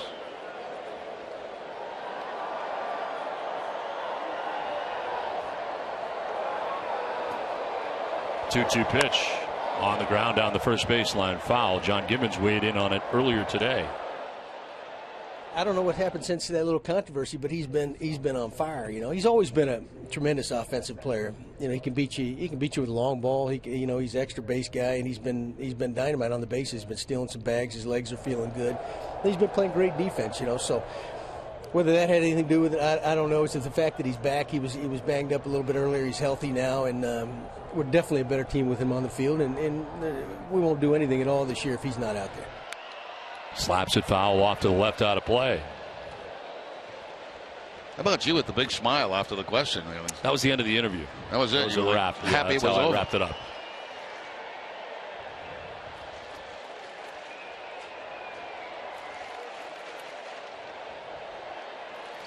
He's right, though. The top of that order is so important for the Blue Jays, and Reyes a big part of it. Now hitting at 302, kind of setting the table for the big bats in the middle of this Blue Jays order. Time call. You know, managers have to really walk the line a lot with certain players, and I'm not familiar with Reyes. And you know, sometimes you can get on guys and that gets a good response from him. Sometimes you can get on guys and it gets a very bad response from the players. It depends on the individual. To first, knocked down by Napoli to Pedroia. Now covering Kelly for the out. Run scores. In from third is Pilar. 3-4-1 on that put out at first base. Pilar scores, and it's now 8-3. Is the deflection off the glove of Napoli, but Kelly doing his job by getting over to first base, but a run does come home, and now 3 runs on the board for the Toronto Blue Jays. That's why you have to know your individuals in that clubhouse so well. You know what is the right time? Who can I get on a little bit? Who do I have to coddle a little bit to get the best out of these guys day in and day out? Yeah, one thing that he mentioned also, he says, you know, he was banged up. And that's the one thing we forget about a lot, is that for the most part, I'm not making excuses, but for the most part, you know, these players a lot of time are not playing at 100%. Right. We don't know that. We don't know that. Right. Through the left side and left field, a base hit for Donaldson, and around from second base comes Goins. He will score, and the Blue Jays are not going away. They have chipped away here now, and it is 8-4. Now that's the scary thing about this team. I mean, no lead is safe. Their offense is such a dynamic offense that you just got to continue to pour runs on the board. The Red Sox have done that. They've got 8, but now they've given up 4. There's the breaking ball right there that goes out into left field. Round comes another run, and all of a sudden you get a 4-run ball game. So Donaldson with a base hit and an RBI. It's 2 for 3 now in this game. Carl Willis out there talking with Joe Kelly.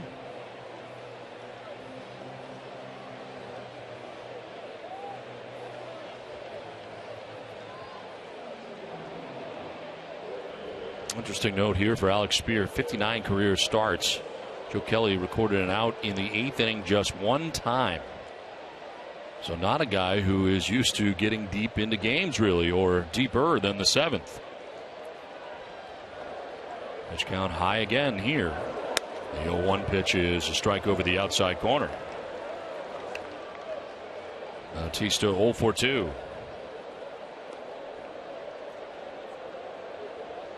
Fly to right, fly to left.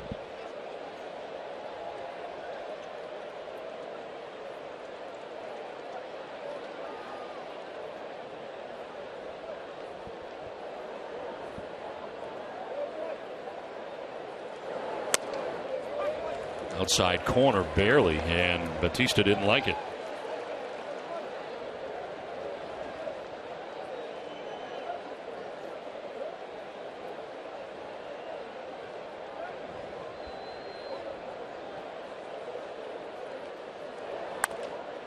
Late emergency swing there, fouled off over by the Red Sox dugout. A little something extra on that fastball at 98 miles an hour. Interesting note there from Alex Spear.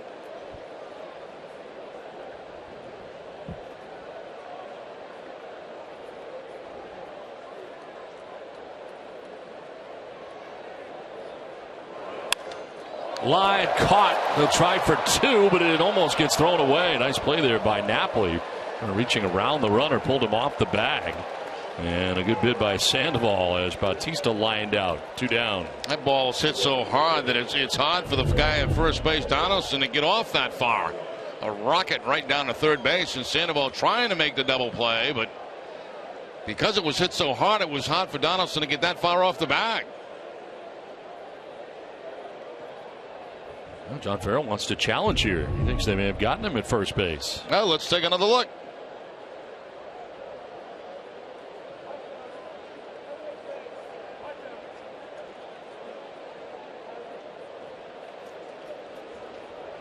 The call at first from Brian O'Nora was that he pulled his foot off the bag. Here's the throw from Sandoval. Let's see where Napoli is.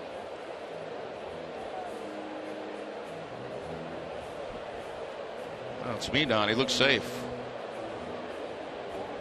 Looks like the throw did pull him off the bag.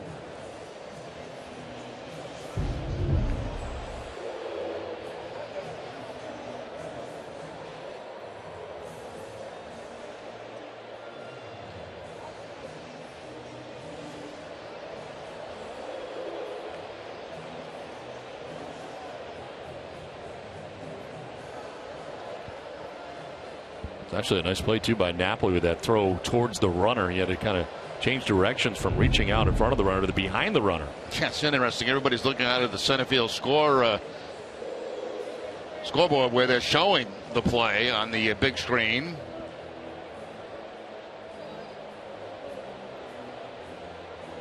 And we'll take another look at it right here. Does Napoli come off the bag? He's dragging it. He's dragging it. Does he still have contact with it?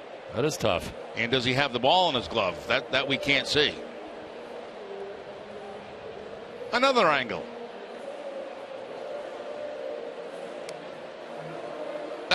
Pedroia got in the way.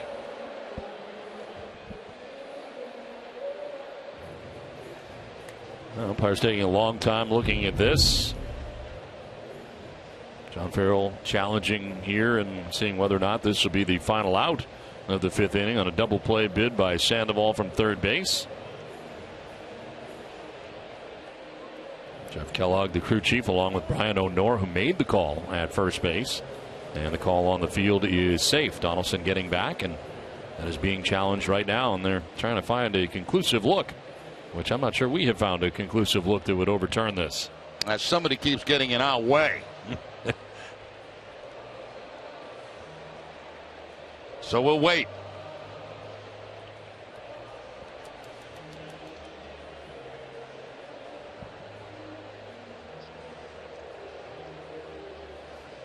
Well, the umpires have reached a verdict and remain safe. So nothing conclusive enough to overturn that at all. Red Sox losing the challenge. So Donaldson remains at first base with 2 down in the inning, and That'll bring up Edwin Encarnacion.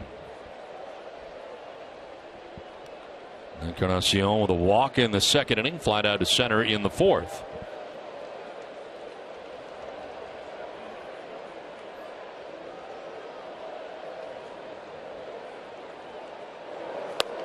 And a swing and a miss. You think of Encarnacion, and I don't know, Jerry. I think of him pulling a lot. You look at this Red Sox outfield the way they are, and they are over as much as you see as far as playing the other way. You're exactly right. They have played a lot of guys tonight in this lineup, but to the opposite field with Joe Kelly on the mound.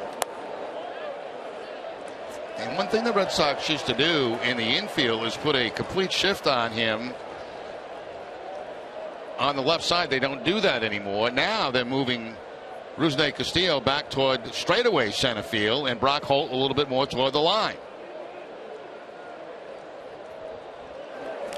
And a swing and a miss on a pitch in the dirt. The tag applied. No, he's saying he got a foul tip. Swihart didn't know for sure, and then he tried to apply the tag in case, but he apparently did get a piece. It's almost opposite of what you normally get. Usually when a guy has two strikes, you'll see the outfield shift the other way. This time they shift for him to pull the ball. He made no contact on that, Jerry. No, he did not. Zero. And John Farrell is coming out now.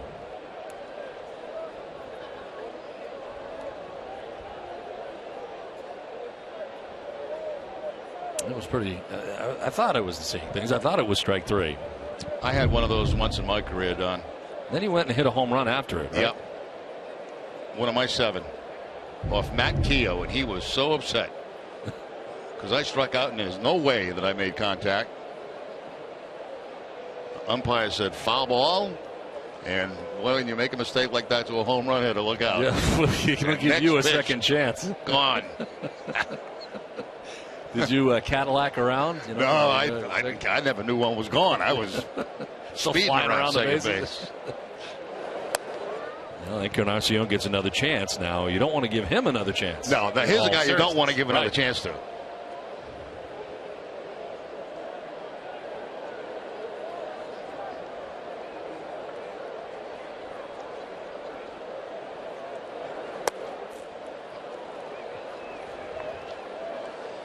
Joe Kelly's pitching line brought to you by Ace Ticket.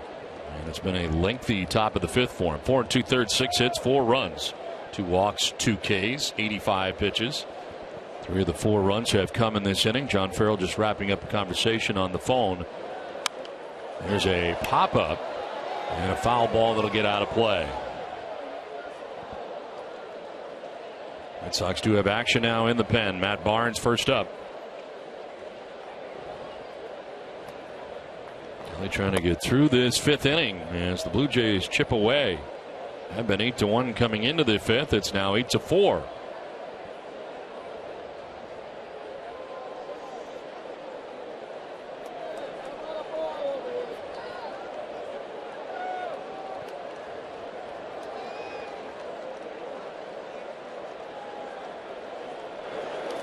In the dirt, it gets away from Swihart, and the runner will move up. Donaldson to second base.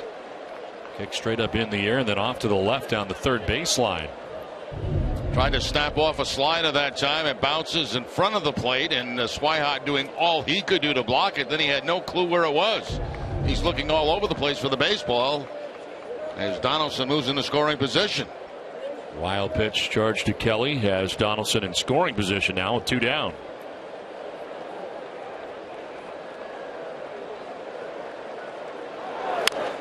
Ground ball down the third baseline, a foul ball.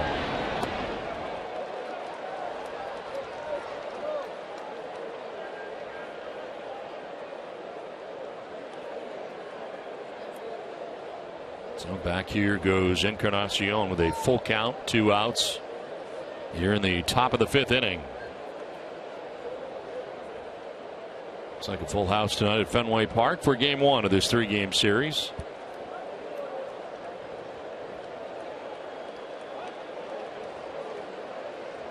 And the 3-2 pitch. Fly ball foul off to the left, and it sounded like a broken bat. Now tomorrow on Dining Playbook, Jenny and Billy come to you from Salvatore's in Medford. Hear about the new chef initiative to make creative dishes and find out the 3 best lobster rolls in the city. All that and more on Dining Playbook tomorrow morning at 9.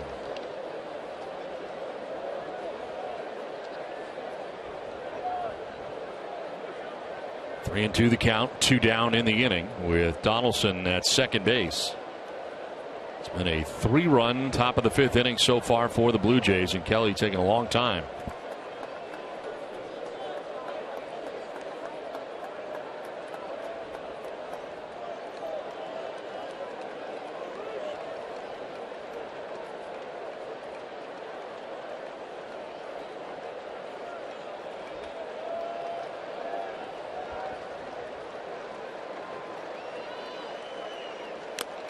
Swing and a miss. Bat going down the third baseline and foul ground. And that is strike 3. So the third strikeout for Kelly wraps up the top of the 5th inning. It is 8-4 now. Red Sox on top.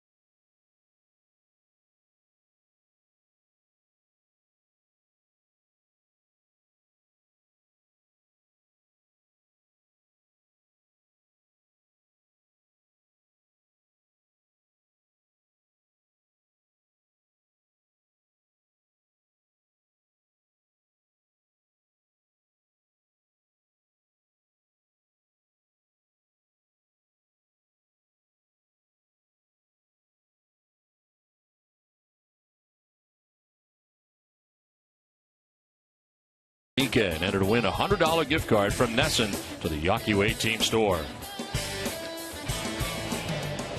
Joe Kelly through the 5th inning. Red Sox coming to bat now in the bottom of the 5th, and it is closer now with the Blue Jays trailing by 4, 8-4. Red Sox with the lead. Alejandro De Aza struck out in the 3rd inning in his only at bat so far. Took over for Mookie Betts.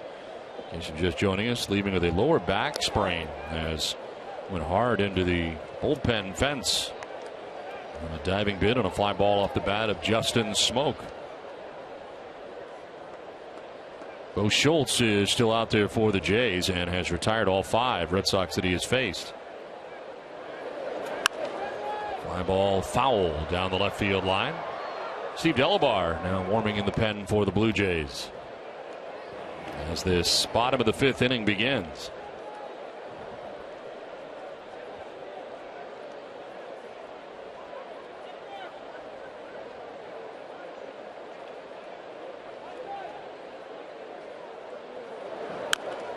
On the ground, foul. So far, Schultz has done what is expected and hoped from him, and that's keep the Red Sox quiet while his team puts a few runs on the board and gets back in the game.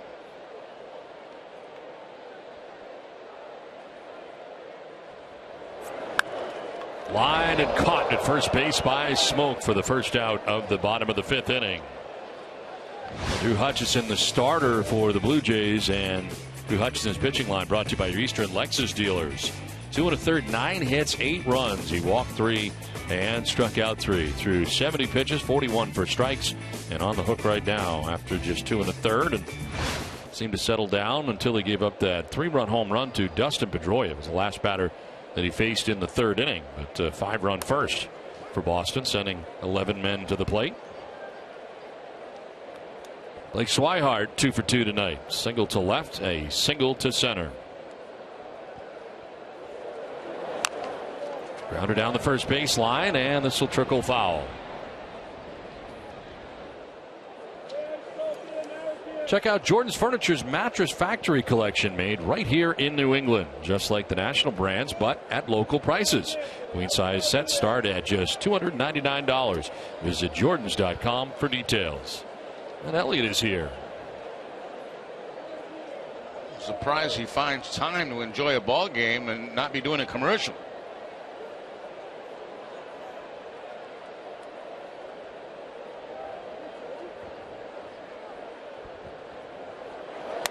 Swihart jumping back out of the way of a pitch inside. Don Orsillo, Jerry Remy, Garen Austin with you from Fenway Park for Game 1 of a 3-game series between the Red Sox and the Blue Jays. Red Sox on top here 8-4, batting in the bottom of the 5th with 1 out. And this one fouled off to the left out of play. You know why I just did that, Jerry? Did what? I just said our names and the score. And oh, it's the top of the hour. It's 9 o'clock. Yes. Yeah, it's a reset. Yes. They call it a reset in the television business. It is just after 9 p.m. in the East.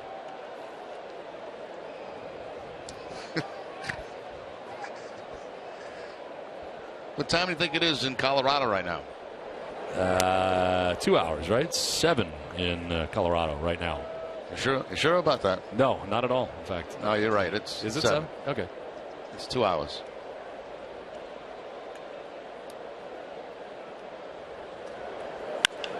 On the ground right side, Goins to his right. And there are 2 outs here in the 5th. Now through Sunday, June 14th, fans are invited to bring new and used baseball and softball equipment to Fenway Park to donate kids' gear for baseball. Donors will have the opportunity to win autographed memorabilia and other prizes. 2 outs in the 5th. And it is now 7 in a row retired by Bo Schultz. Here is Rusney Castillo. Lined out of the reach of Justin Smoke. In the right field, Bautista will get it back in quickly. And that breaks up the string of 7 in a row retired by Schultz. 3rd time Castillo's been on in this game. And the 2nd time he has gone the other way for base hits. A fastball back in the 1st inning. And this time it looks like a cut fastball that he takes to the opposite field. Let's see if Castillo runs here with 2 outs. See if he can get into scoring position for Pedroia.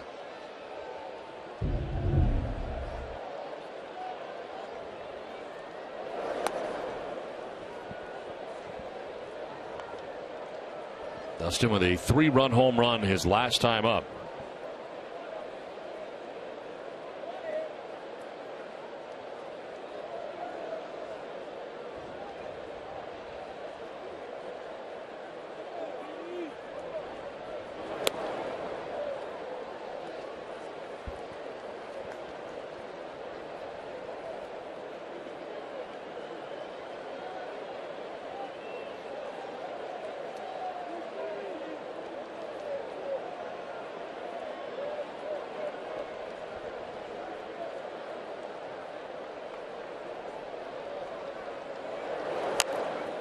Number foul at the plate, 2-1. 3-run home run for Pedroia, his 9th of the year, back in the 3rd inning with Swihart and Castillo on ahead of him. And gave the Red Sox an 8-1 lead at the time. Blue Jays have got 3 back. 8-4, Boston on top, batting here in the 5th.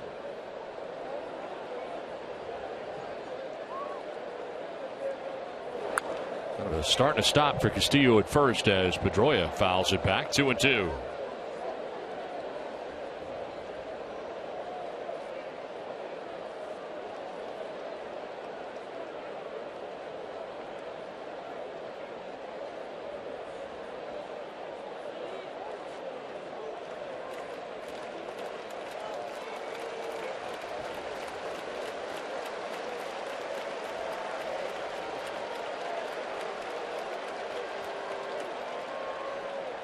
There goes Castillo, and Pedroia hits a fly ball out to right center field.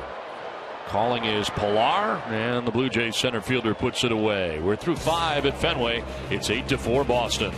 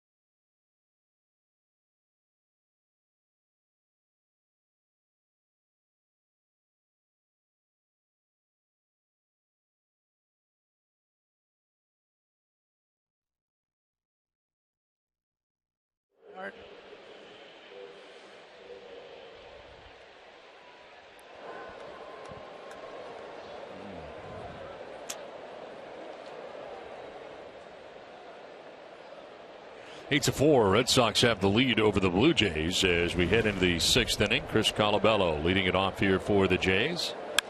And a liner into left field for a ringing single in front of Brock Holt. Colabello has his first hit of the night.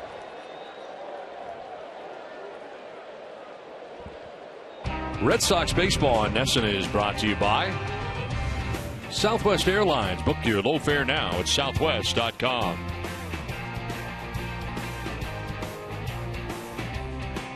Joe Kelly has had 1-2-3 inning. Otherwise, base runners in every inning for the Blue Jays. And a leadoff base hit for Colabello to begin things here in the 6th.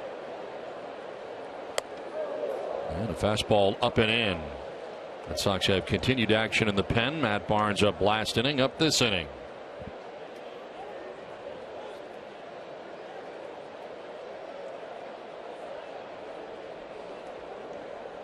Russell Martin has flied out to center and grounded out to third base.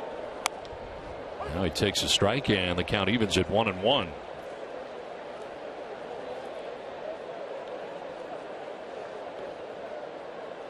Martin, 32 years old, now playing with the Canadian Toronto Blue Jays after being born in East York, Ontario, and residing in Chelsea, Quebec during the off seasons. With the Dodgers first, and 2 seasons with the Yankees, the last 2 years with the Pittsburgh Pirates.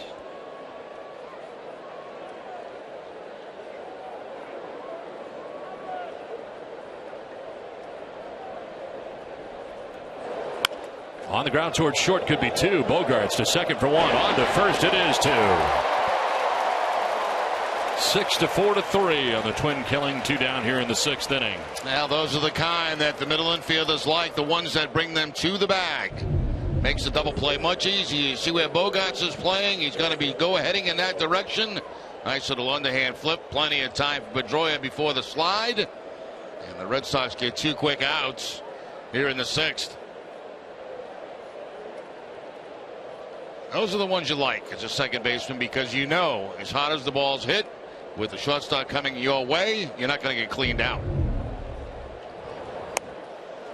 I'm noticing a trend from a former second baseman. It's all about not getting cleaned out. I've noticed with you. That is the number one thing. I can tell you, it's not fun. No, it can't be something you look forward to. No. Is that your number one fear when you played, getting completely cleaned out?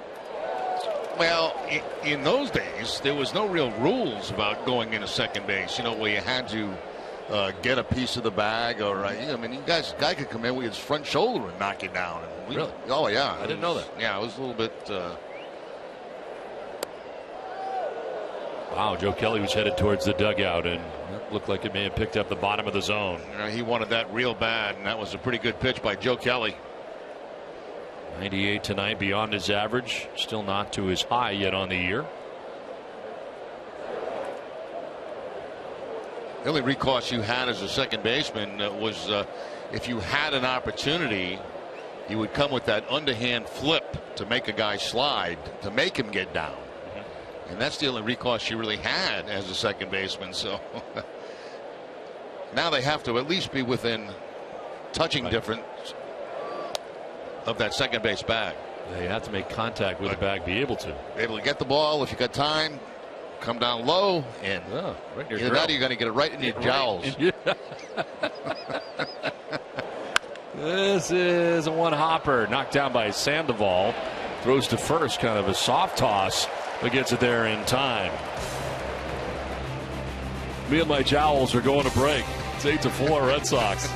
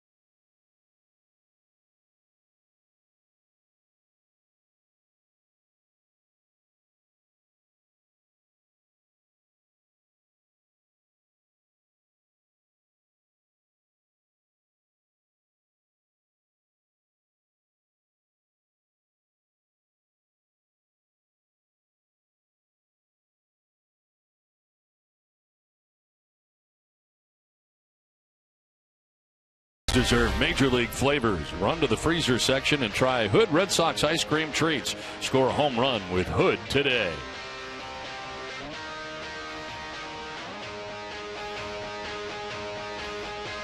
Bottom of the sixth inning. Looks like that is the night for Joe Kelly.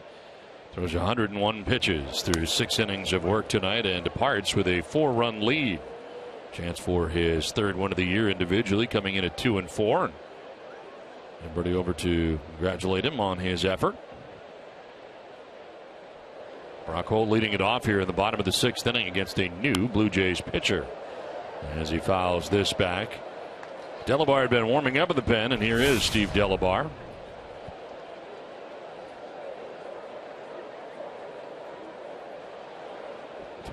Twelfth game, 1-0 his record out of the pen. Ground ball foul towards the end of the Red Sox dugout.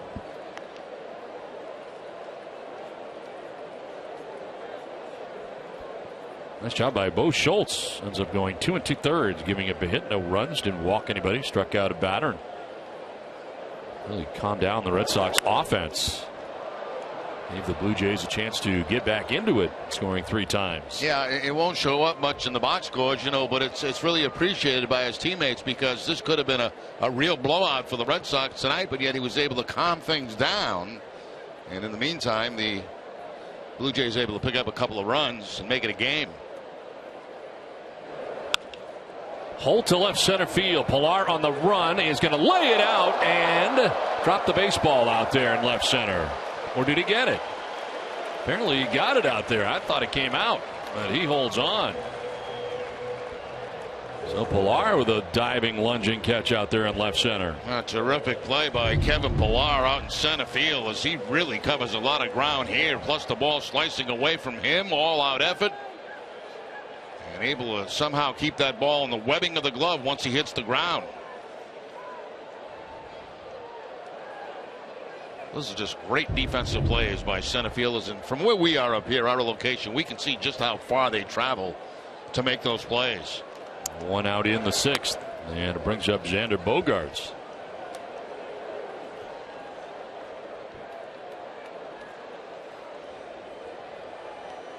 Bogaerts with a double in the first. 1 for 3 night.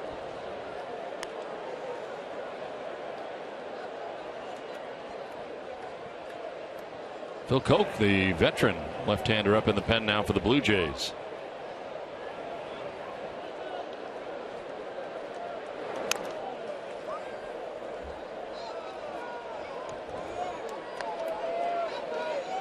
Don't miss WB Mason extra innings live right after the game tonight. TC and Steve Lyons will break down tonight's game, and you'll hear from Joe Kelly and John Farrell. Whatever, whenever, wherever. Who but WB Mason? 0-2 pitch, a foul tip held onto by Russell Martin. Strikeout for Delabar. It's time for a game break brought to you by Jordan's, the furniture store of the Boston Red Sox. Tom?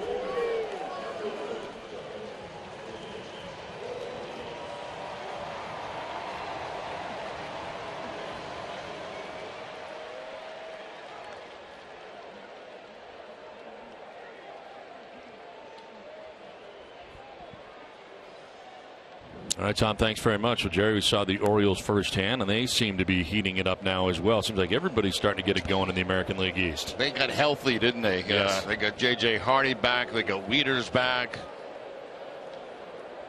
They've won 4 straight, and, of course, 3 at the hands of the Red Sox. Ortiz went around.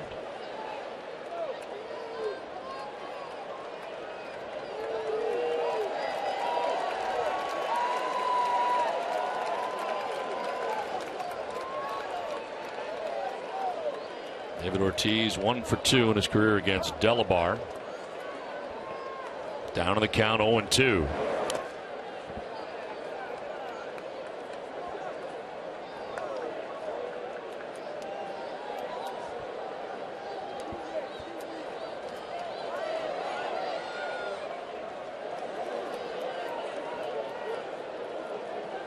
Napoli waiting on deck with 2 down here in the 6th inning.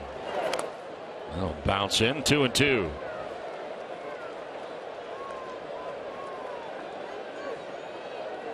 David Ortiz, of course, who went deep last night in the 8th inning, snapped a 69 at bat homerless drought for David Ortiz. His first home run since May the 19th. Now a pop-up shift on Donaldson, the third baseman, and shallow left backpedaling to make the catch that ends the 6th inning. We're headed to the 7th. It's 8-4 Boston.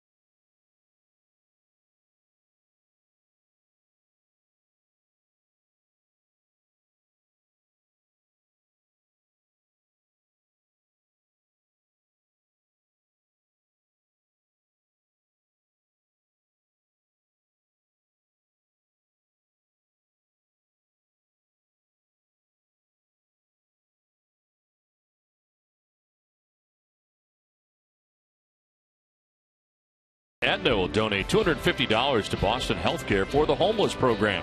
Through their continued efforts in the local community, Aetna is helping to build a healthier world, one city and one strikeout at a time.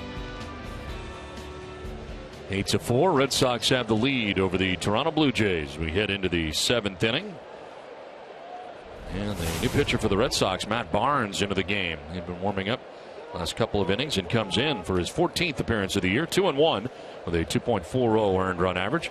12 strikeouts, 5 walks, and opponents hitting at .313 against Barnes. Takes over for the pitcher of record right now, Joe Kelly, went the first 6 innings. 7 hits, 4 runs allowed by Kelly. Walked 2, struck out 3. Kevin Pillar takes strike 1. Pillar 1 for 2 tonight, grounding out to third in the second, singling and scoring in the 5th.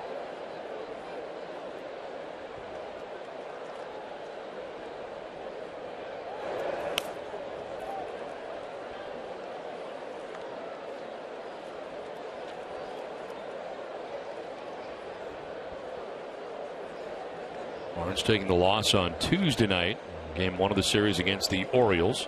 It was the first loss of his major league career. A line drive and a fair ball. Kicks off the box seats to De Aza and holds Pillar to a single. Now Kevin Pillar is 2 for 3 in the game. And Pillar right down that first base line, and a favorable bounce for De Aza out there in right field off the carom, off the wall, to hold Pillar to the single. Takes that fastball away and shoots it to the opposite field. Very good hitting.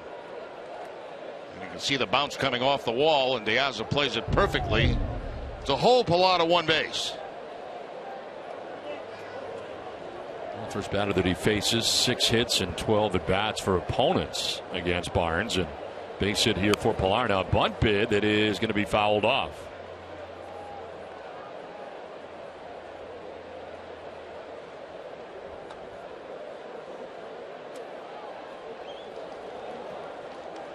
Trying to get the bottom of the order on for those guys, those big boppers that are coming up. There you see the breakdown, the pitch arsenal for Matt Barnes. 72% fastballs.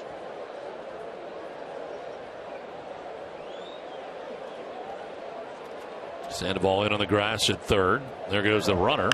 And a fly ball headed out towards left center field, and this is going to be trouble.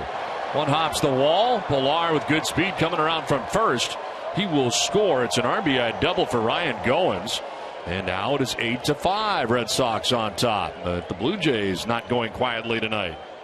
They never do. And tonight's a great example of that. Falling behind big time early in the ball game, and all of a sudden they're right in this game. 2 doubles on the night for Goins. The runner was off at first base, so he has no problem scoring on this ball that gets by Holt and off to the left field wall.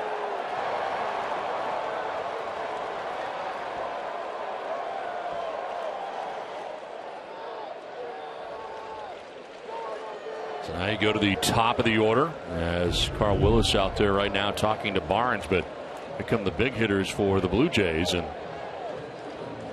still nobody out here in the top of the 7th inning. So a quick run and didn't take long, and the single by Pillar, then a double for Goins, who made a bunt bid the first time, ends up doubling in a run in the next pitch.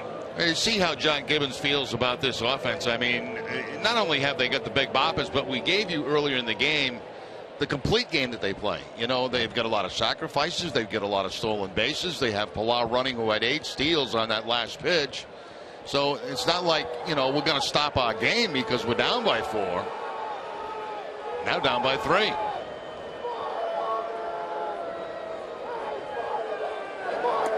Reyes taking a pitch outside for ball 1. Walked in the first, flied out to center in the third, grounded out in the 5th.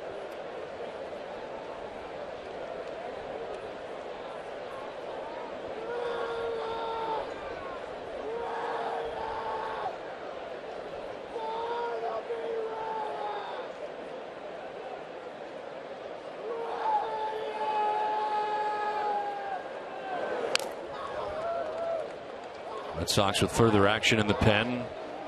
Tazawa now up for Boston. Barnes first out of the pen, but has not yet recorded an out.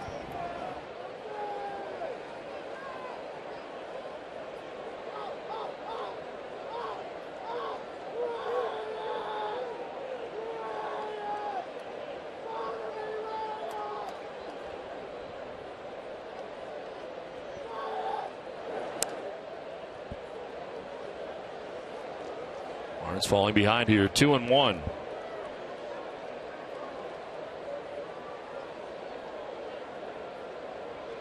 Since the start of June, the Red Sox bullpen has been very good. They have a 2.19 earned run average, third best in the American League since the calendar turned to June. In there for strike 2.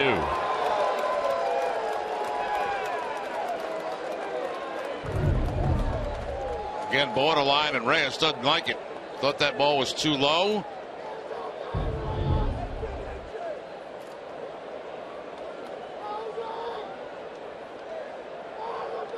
Josh Donaldson waiting on deck.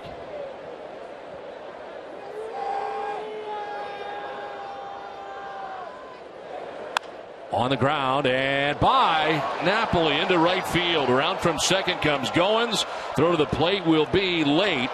And now it is a 2-run contest. It is 8-6. Red Sox on top at one point, had an 8-1 lead. Hold your hats. Reyes now with a 9-game hitting streak as he hooks one past the dive of Mike Napoli at first base. Says Napoli in that crouch. That's how he prepares for ground balls, almost like a catcher, like when it's catching days. And out comes John Farrell to make a switch. So Barnes not effective, does not record an out, gives up 3 hits and 2 runs in quick fashion as he will hand the baseball off to John Farrell. So it'll be Tazawa coming in here for the Red Sox and trying to calm things down. Blue Jays with 3 in the 5th, so far 2 here in the 7th.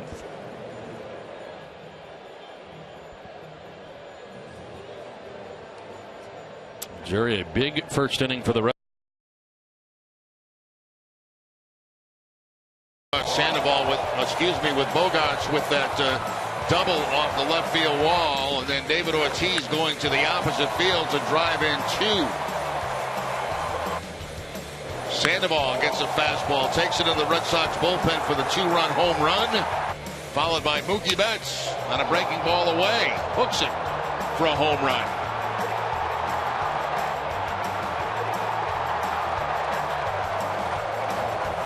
Kind of set the tone offensively from the Red Sox. They scored 3 more on the 3-run home run by Pedroia back in the 3rd, but it's only a 2-run game.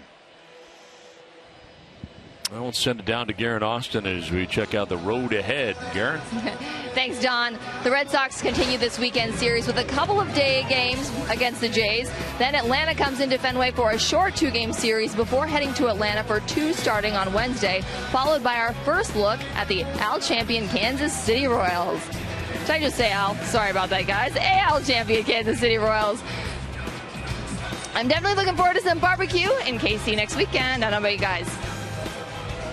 Kansas City outstanding for barbecues, no doubt about that. We'll be all over that. And back home again for the Orioles who wait for the Red Sox. There's very short homestands mixed in there. Yeah, very choppy schedule. Yes. We come home after that trip, and I believe we're only home for 3 games, and then back out on the road again to Tampa and Toronto. So a lot of road baseball coming up for the Red Sox. Got to make some hay here at Fenway.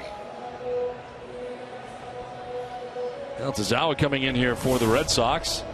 His 30th appearance of the year. 0-1 with a 1.33 earned run average. 26 strikeouts, 5 walks. And opponent sitting at 179 against Tazawa. Takes over for Barnes, who did not record an out, gave up 3 hits. Still responsible for Reyes at first. So far charged with 2 runs, no walks, no Ks. And now Josh Donaldson coming up.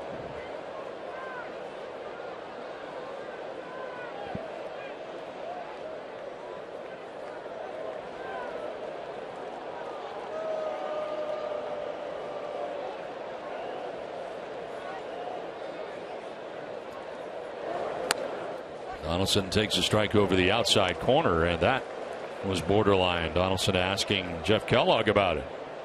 2 for 8 in his career against Tazawa. Does have a home run.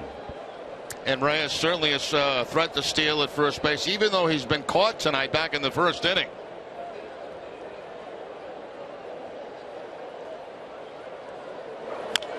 On the ground down the third baseline. Sandoval charging in. A bobble, and he can't do anything with it. Reaching at first is Donaldson. Reyes takes second. Base hit for Donaldson. His 3rd hit of the night. 3 for 4 for Donaldson on the night. There's that last hop that hits him right in the heel of the glove, and from that point the play was over. There was no chance at all at first base.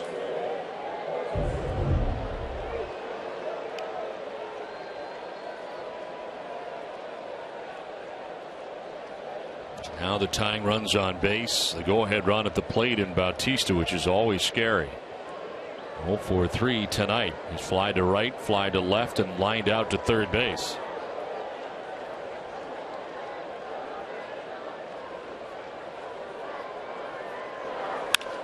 Through the left side into left field, a base hit. Reyes being waved around. He will score without a problem, and this is a 1-run game. It's now 8-7 Red Sox. Blue Jays have put 3 quick runs on the board here, still without anybody out in the 7th inning. And Bautista being very aggressive right there, jumping on the first pitch from Tazawa.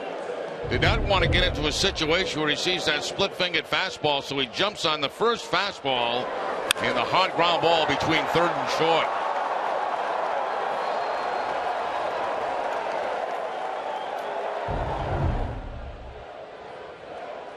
Two on, still nobody out, and Edwin Encarnacion, the batter, has walked, flied out to center, struck out swinging.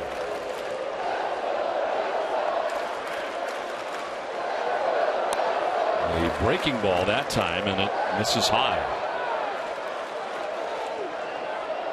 A run charge to Barnes. So no outs for Barnes. 3 hits and 3 runs he allowed.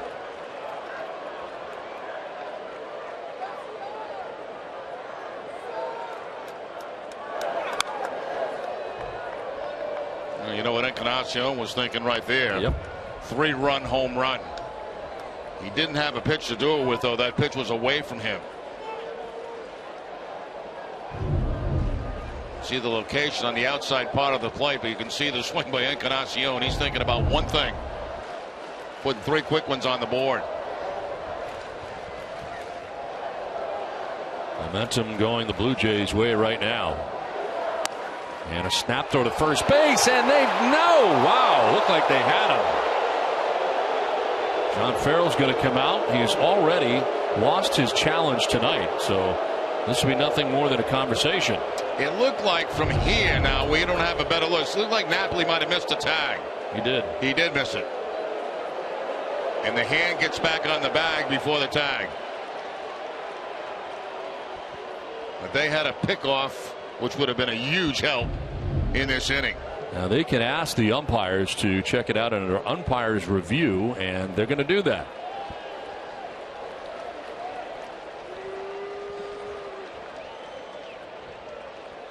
Ryan Nora came in, talked to Jeff Kellogg, and they decided that that was something they were going to do. Now watch Napoli go down. No tag yet. No tag yet. Is the hand in? Yes. And then comes the tag. So I think this is going to stay the way it was initially called. I think that first angle is probably the best that we have. No doubt the throw beat him, but the tag did not. Yeah, the throw certainly did beat him. You see Napoli sprinting over to first base. They had a play on it, looked like, as he was heading in that direction right after the pitch. But this is the best look that I think we've got. Yeah, and they're going to be safe.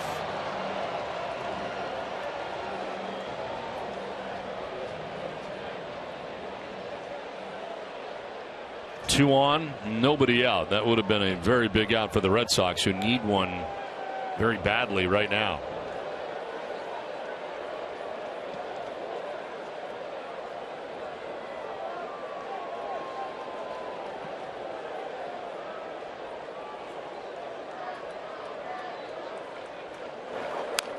Rolled over, foul, and into the seats.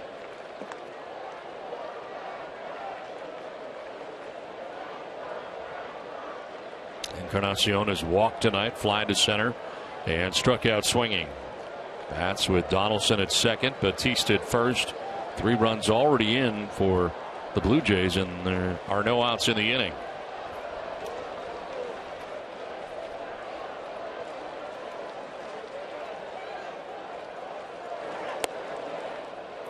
A little bit low, ball 3.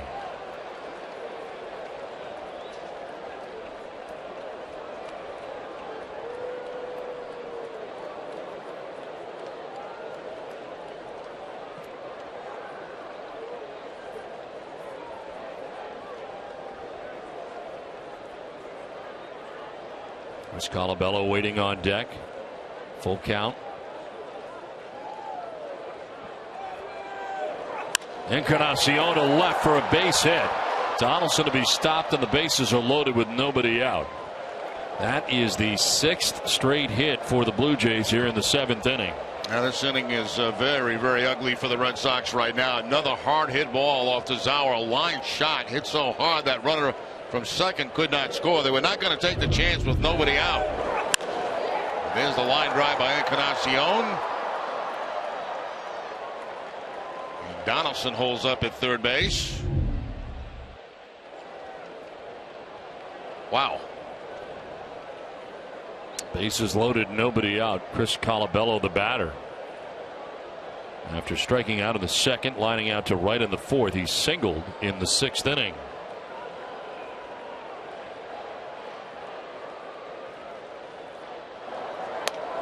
Breaking ball slipping out of his hand for ball 1.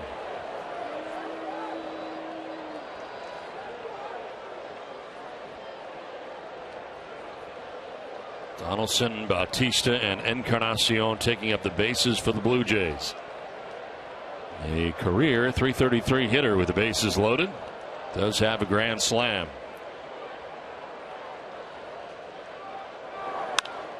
Fly ball foul off to the right, out of play.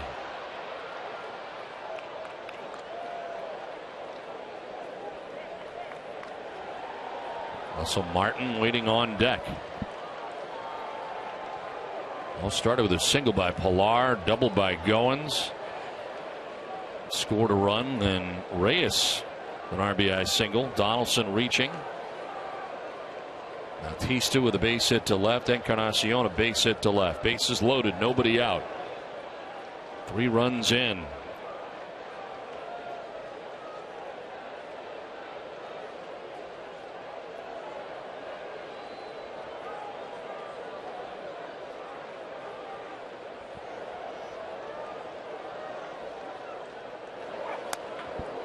Two and one.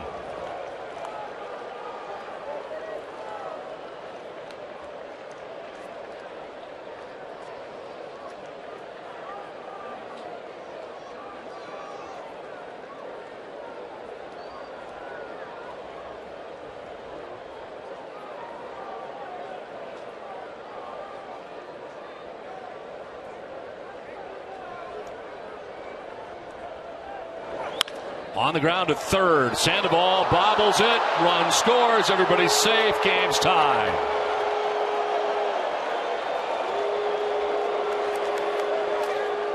Seven-run lead for the Red Sox is gone. Sandoval's able to make that play. There's a chance he can tag third and go to first for a double play, but the ball just pops right out of his glove, and then there's no play. And bye-bye lead. E5 for Sandoval as Carl Willis headed to the mound. Red Sox getting more action here in the pen. Gondo just up.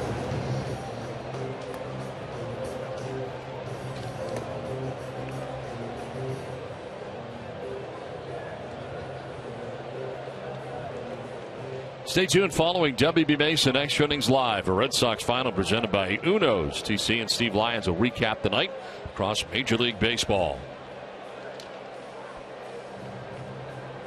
Bases loaded with nobody out. And Russell Martin coming up here for the Blue Jays. 0 for 3 to this point. Flied out to center, grounded out to third, grounded into a 6-4-3 double play.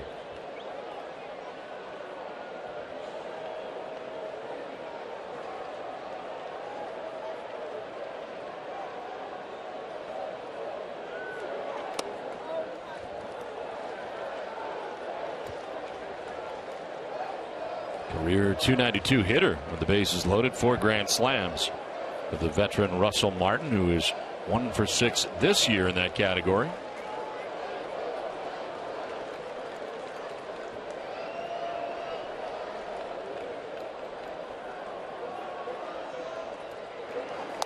Swing and a miss, and that was a good pitch, kept him off balance. 1-1. That's a split-fingered fastball that time from Tazawa, trying to induce a ground ball and trying to minimize some of the damage here to get 2 outs. There's nobody out in the inning.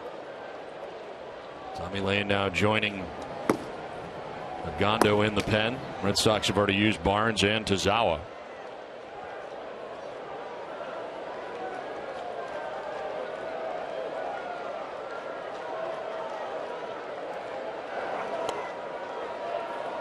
Call the ball, 2-1. Martin, the 8th batter of the inning for the Blue Jays, and so far none of them have been out.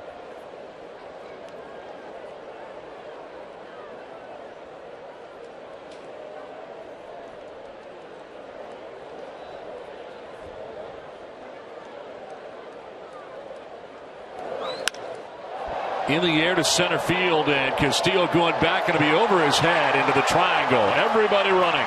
Batista will score. Encarnacion will score. Colabello will score. It is a bases clearing triple for Russell Martin, and the Blue Jays take an 11-8 lead. I can't believe what I'm watching here. This could be bottom.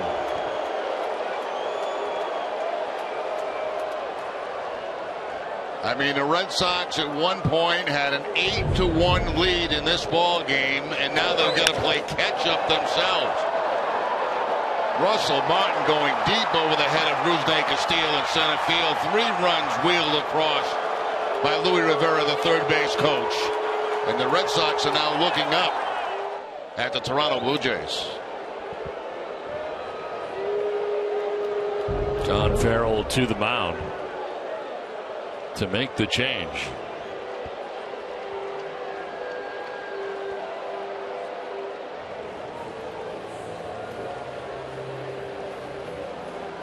Tommy Lane will be coming in next year for the Red Sox, and again, still nobody out in this top of the 7th inning.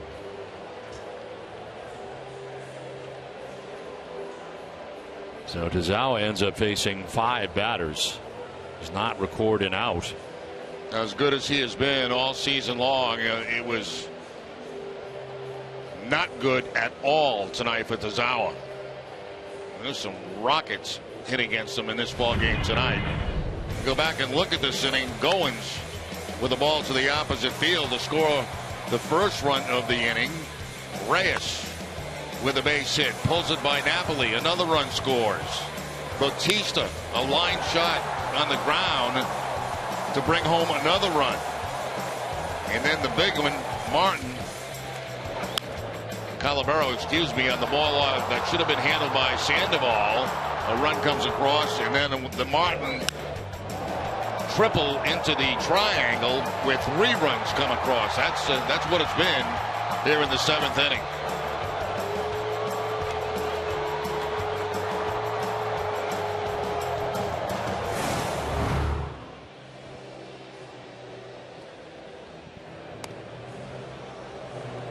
Now, as Alex Spear points out, right-handed batters were 7 for 57 against Tazawa, 4 for 5 in this game tonight.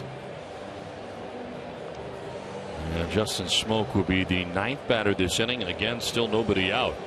But tonight, after our Red Sox coverage on NESN Sports Today, Jamison Coyle and Nicky Reyes will have the latest on the Patriots OTA workouts. That's tonight on NESN Sports Today, presented by People's United Bank. See what know-how can do.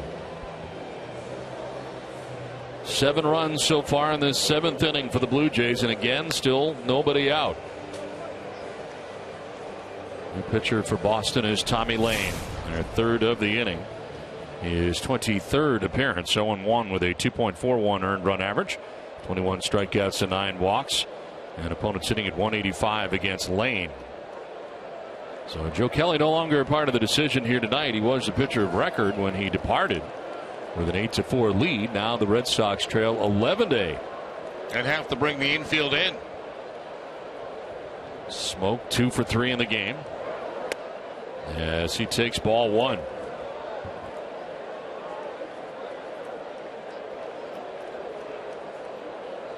Triple in the second. They drive in a run, a single in the 5th. And a fly ball to deep left field towards the monster seats and gone. A 2-run home run for Justin Smoke. And a 9-run 7th inning so far for the Blue Jays, all with nobody out.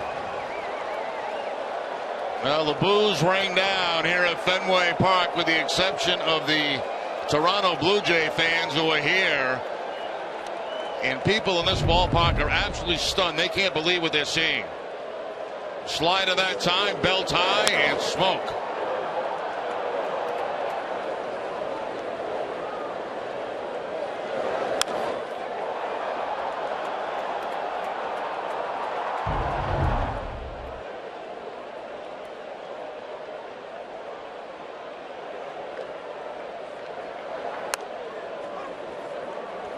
Now Pilar, who started this inning with a single, gets his second at bat of the inning.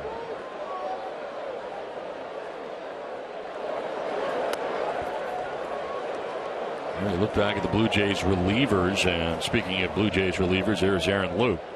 Look at the job that Bo Schultz did, Steve Delabar did after Hutchison left, giving the Blue Jays a chance, really shutting down the Red Sox, who have not scored since the 3rd inning. They shut them down, gave the Blue Jays offense, fully capable, a chance to come back, and they have in a very big way. That's the thing about the Blue Jay team. I mean, you can overcome a bad start, and it was a horrible start for them tonight. But you had guys come in, shut the Red Sox down, and leave it to your offense, which is outstanding. And it has been more than outstanding in this game tonight. A Blue Jays fan has the ball hit by Justin Smoke up into the monster seats.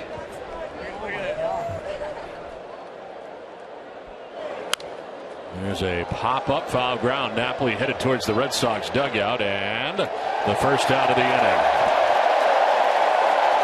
Mock cheer at Fenway goes up.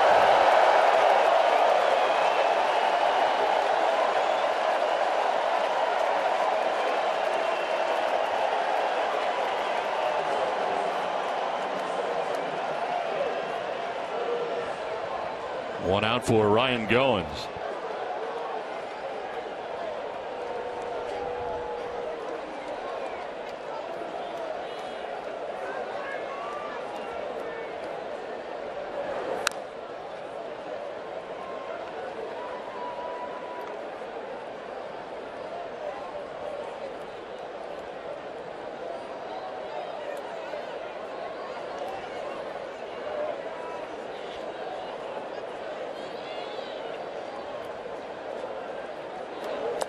Swing and a miss, and it is 0-2.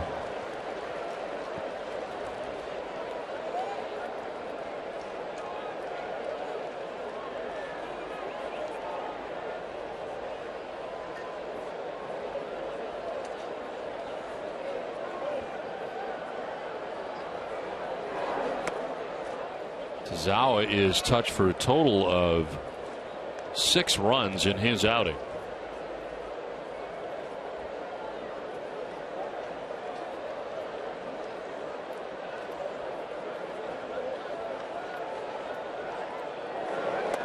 Swing and a miss, and striking out for out number 2 is Ryan Goins.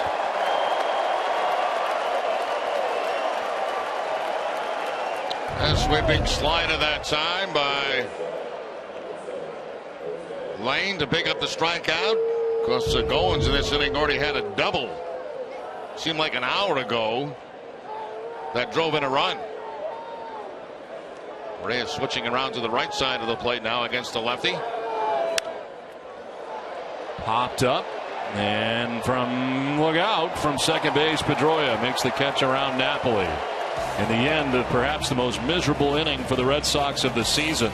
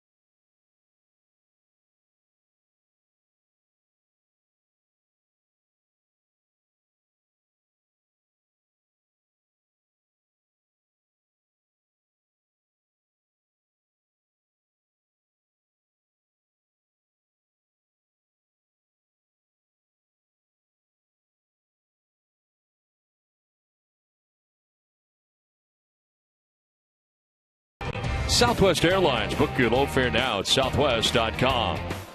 Your local Subaru dealers. Digital Federal Credit Union. See what DCU can save you. And by the Kia Sorrento. 9 runs later, the Blue Jays have a 13-8 lead. Now out hitting the Red Sox 15-10 as we play on to the bottom of the 7th inning.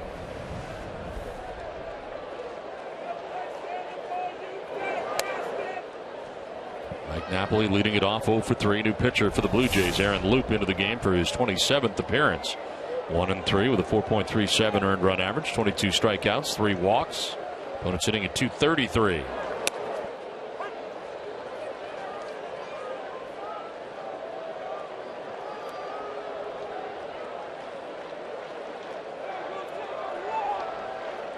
Delabar, who is now the pitcher of record for the Blue Jays, went an inning with a strikeout.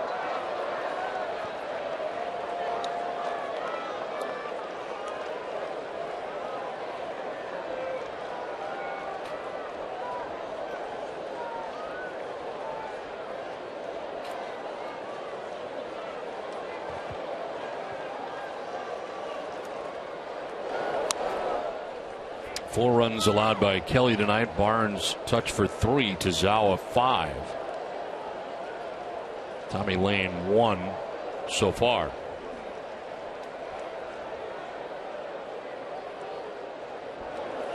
On the ground towards shortstop, Jose Reyes for the first out here at the bottom of the 7th inning. They'll get immediate care without leaving the ballpark at Beth Israel Deaconess Medical Center First Aid Station, located right behind Section 12 on the lower concourse. BIDMC is the official hospital of the Boston Red Sox. Heath Hembry up in the pen for the Red Sox. Called up today by the Red Sox, Craig Breslow on paternity leave.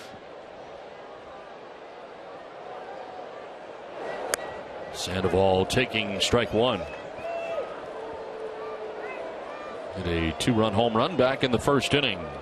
Part of an attack that the Red Sox started in the bottom of the first. They scored 5 times and 3 in the third and had an 8-1 lead. This is down to Smoke for the second out of the 7th inning.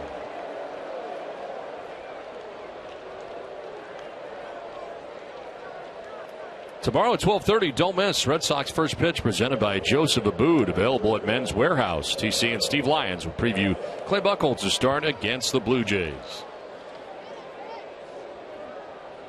If you're a starting pitcher right now and you're watching this display against the Red Sox tonight by the Blue Jays offense, kind of a daunting task thinking about tomorrow. They have got it going on right now. All cylinders for the Blue Jays. Now this is kind of what people expected from the Blue Jays at the beginning of the season. You know, you looked at their offense and people said, you know, they're going to score a lot of runs. Depends how they pitch. And as you highlighted earlier in the ball game, they're pitching much better now than they were at the beginning of the season, and they continue to hit.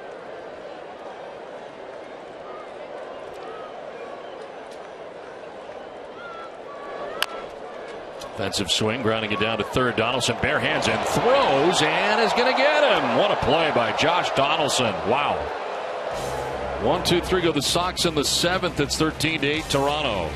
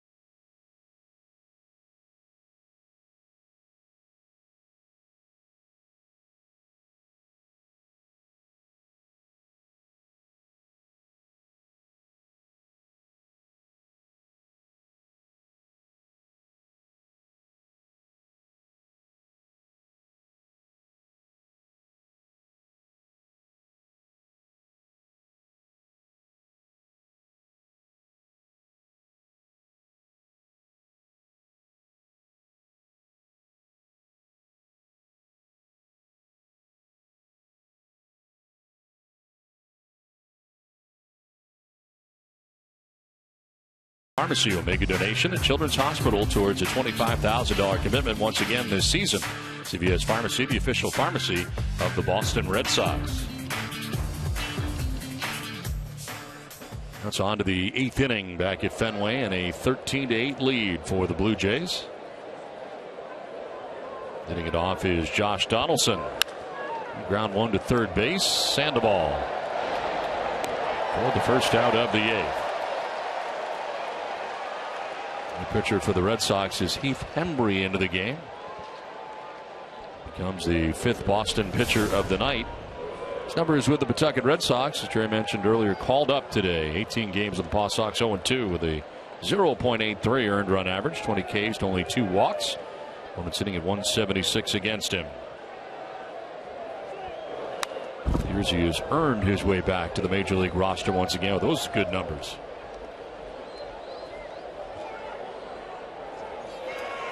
Takes over for Tommy Lane, and went an inning, giving up a hit and a run. He's able to finally put an end to that 7th inning, though he did give up the home run to Smoke.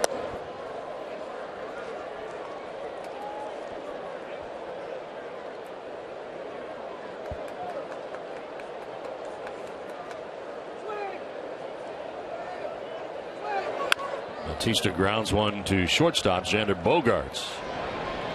And there are 2 outs in the 8th inning. Well, tomorrow, 1 don't miss. Red Sox Game Day Live, presented by DCU. Hanley Ramirez will demonstrate his hitting mechanics in a special instructional video.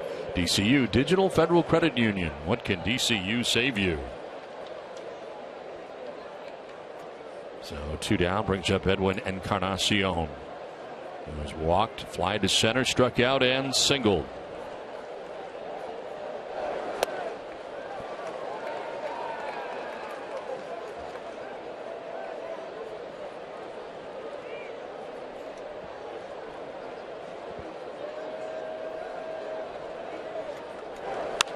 Fouled off to the right, out of play, and it's 0-2. Action for the Blue Jays. Roberto Osuna warming up in the pen now. Don Orsillo, Jerry Remy, and Garen Austin with you from Fenway Park. Game 1 of a 3-game series between the Red Sox and the Blue Jays. A pop-up as Napoli in Fairground making the catch. It ends the inning. Hembree with a 1-2-3-8. 13-8 Toronto.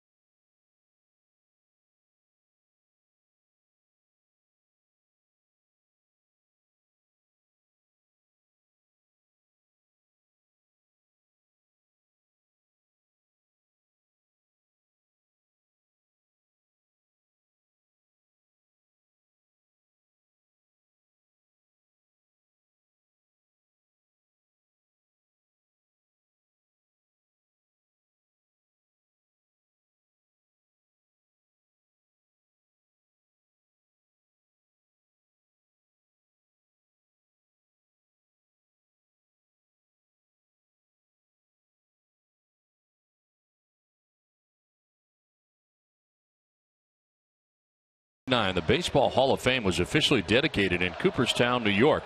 Some notable attendees, among others, Babe Ruth, Ty Cobb, Honus Wagner, Cy Young, Connie Mack. Pretty good bunch there all together as they came together on June 12, 1939, dedicating the Baseball Hall of Fame. That's pretty cool. Well, we head to the bottom of the 8th inning, and it is 13-8, the Blue Jays on top of the Red Sox. Blake Swihart leading it off here in the 8th. Roberto Osuna now into the game for the Blue Jays. His 26th appearance, 1-2 with a 1.93 earned run average. 29 Ks to 7 walks. Opponents hitting at just 173 against Osuna.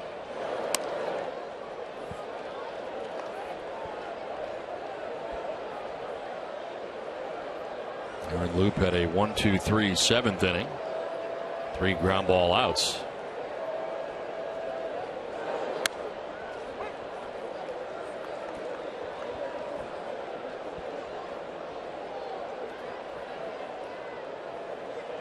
It is 14 of the last 15 retired by Blue Jays pitching.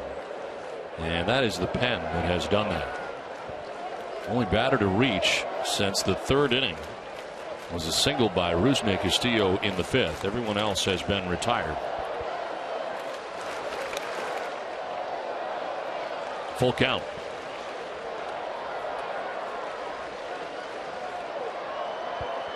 There is Rusney, and then we'll see Pedroia as part of this last of the 8th inning.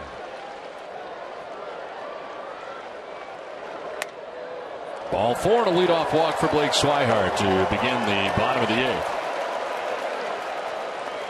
Well, tonight's game summary is brought to you by Xfinity, and Most of it is on the Toronto side, although their starter did not fare well. The bullpen has, and their offense has. Some of the leaders: Justin Smokeford for 4, the home run, a triple, 3 RBIs. Josh Donaldson, great defensively, and 3 for 5 in this game. Joe Kelly not part of the decision tonight, but he did go 6, giving up 4 earned runs.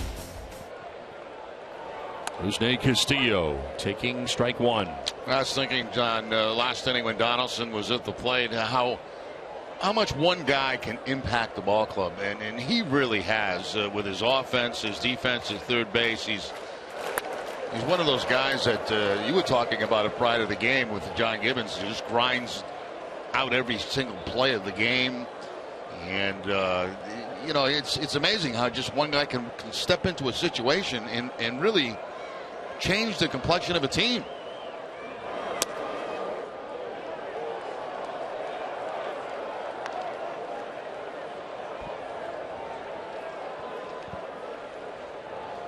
Ball 2 strikes to Rusney Castillo. And you think about it, Brett Lawrie was a pretty good player that they traded away, but what they got was a possible MVP. As Castillo strikes out, and as you mentioned, I had the chance to talk to John Gibbons about that earlier today. He's been a huge pickup for us. Not only what he's doing on the field, just he's kind of a uniter. He gets under guys' skin a little bit and keeps them focused on winning, and that's what it's all about to him. He's possessed with that, and we didn't have enough of that around here in the past. Kind of described him as a dirt dog later on, and we know what that term is like here in Boston, that type of player, and he was saying they haven't had that type of player with the Blue Jays for a long time, and that's been the case. Think about their rosters over the years. They've had good players, don't get me wrong, but he's a guy that is a gamer. Yeah, I mean, it just looks like a different ball club with him out there at third base. It really does. As Pedroia takes the strike, and it's 1-1.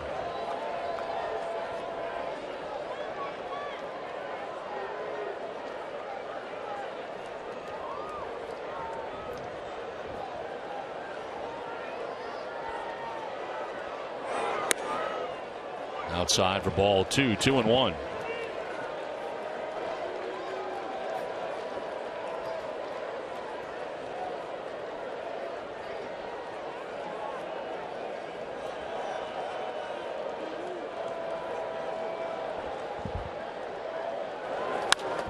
In the air, off to the right and out of play as Pedroia battles here. Action for the Blue Jays in their pen. Guy who's been closing games for them, Brett Cecil, is up.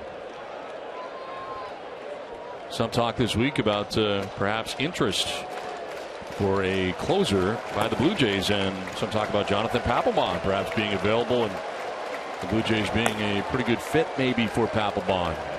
I was stunned when I was looking at the numbers last night on the plane coming home. The fact that there were only 2 saves in the bullpen for the Blue Jays, and they belong to Cecil. Smoke and foul ground, makes the catch for the second out, and Pedroia is retired. Be sure to follow Nesson on Instagram to see all sorts of cool pictures this Red Sox season. Our followers continue to grow every day. See if we can't get to 50,000 before the end of the summer. Follow Nesson on Instagram today. 2 down, Blake Swihart at first base. Cecil continuing to warm up.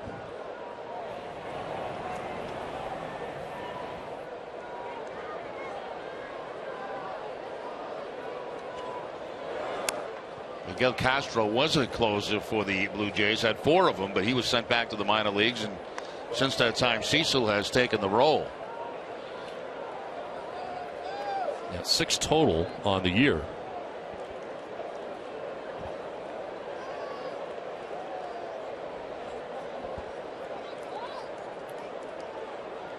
Not a save situation at the moment. As a pitch outside, and it is 2-0.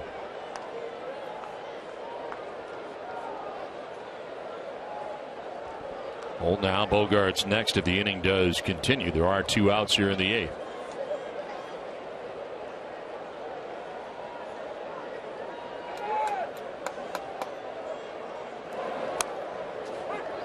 Strike 1. Sino the leadoff walk to begin the inning, but since then got Rusney Castillo to strike out, got Pedroia to foul out.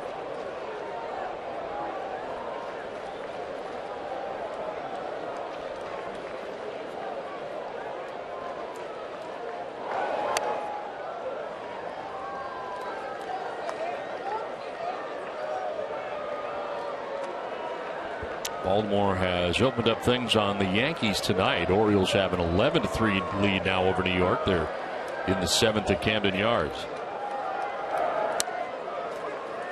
Strike 2. He's got some pretty good movement on that fastball. Well, two-seamer coming back into the inside part of the plate. Two different types of fastballs. This one at 96 miles an hour. And there's ball 4, his second walk of the inning. So the Red Sox have 2 on with 2 outs.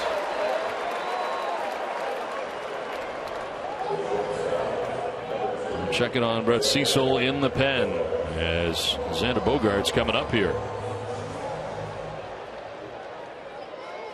Xander a double way back in the first inning. Red Sox have had only 1 hit since the 3rd inning as they bat with 2 outs in the 8th.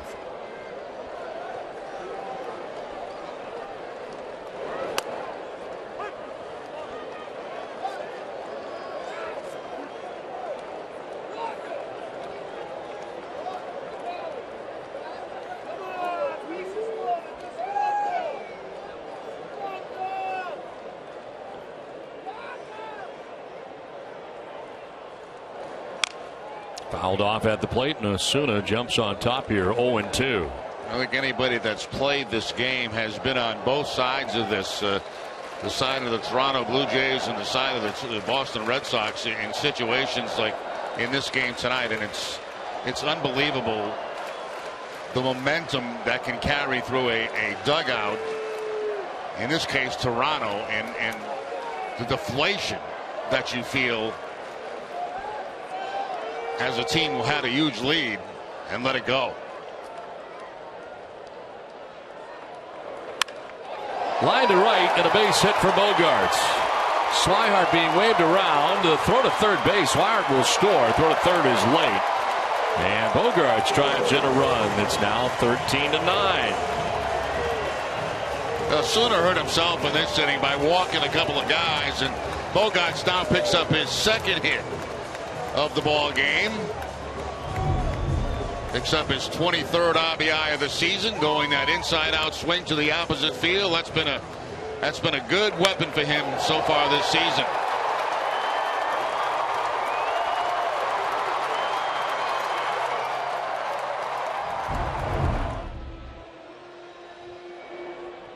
Now Osuna leaving this game after 2/3 of an inning. Allows the 1 hit. 2 walks, as you mentioned, really hurt him. The 1 strikeout, still responsible for the 2 men on, as Cecil makes his way in here for the Blue Jays. Time for tonight's T-Mobile game-changing performance, and Justin Smoak's got 3 hits in the game, and that includes a home run, which was off Tommy Lane as part of the 9-run 7th inning. Smoak also with a triple and a single to go along with that home run.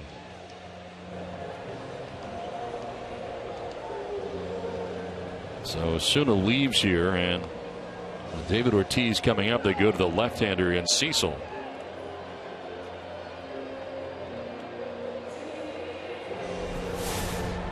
'22nd appearance, 1-2, the 3.00 earned run average, 2 out of 3 in save opportunities, 21 Ks to 4 walks.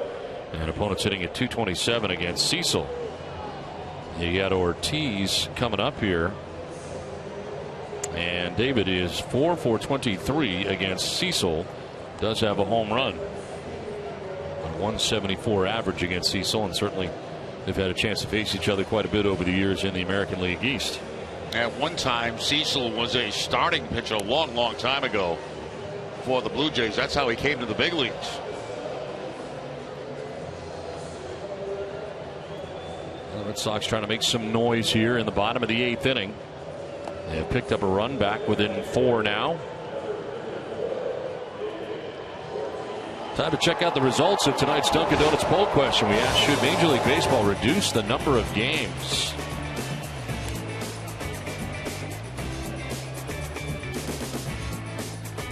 And the answer, no, 72%. And they like the 162 game schedule. I thought that would be a little closer than what it is. did both the same way that I did, but I didn't think it'd be that widespread. First and third with 2 outs here in the bottom of the 8th. David Ortiz 2 for 4 in the game, a couple of RBIs. Alex Spear checks in, 2 for 27.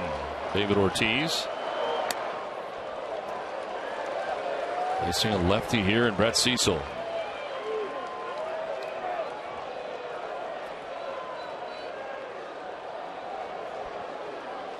Blue Jays are shifting with Ryan Goins in short right field.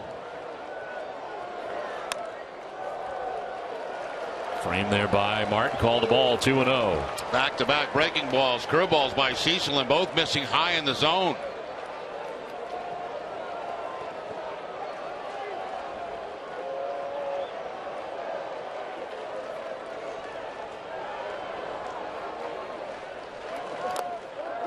Three and 0. Another breaking ball. Rockhold, who had walked at third base. Bogarts, who had an RBI single at first base.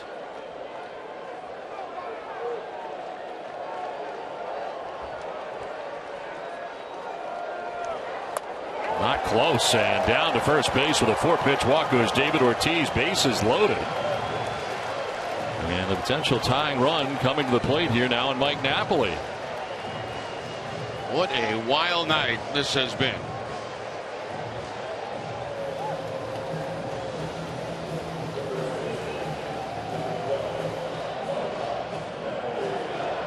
Well, Cecil coming into this game with the potential tying run on deck. It is a save situation now as he comes in. Walks the first batter that he faces. And you're going to get Uehara ready just in case Napoli goes deep.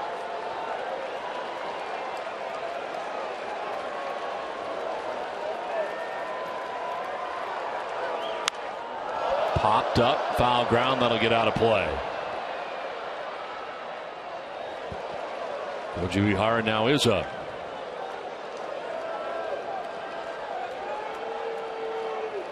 In case.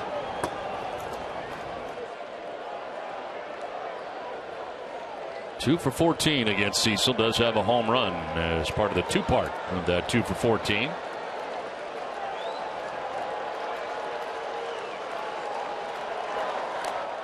Oh and 2.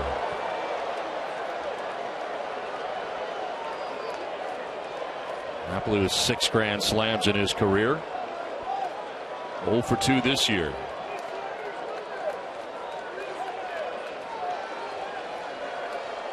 Bases filled with Red Sox, 2 down in the inning. Fenway faithful trying to root the Red Sox back from this now 4-run deficit. There is strike 3. Napoli knew it, and the bases are left loaded. Boston gets a run back. It is 13-9 Toronto.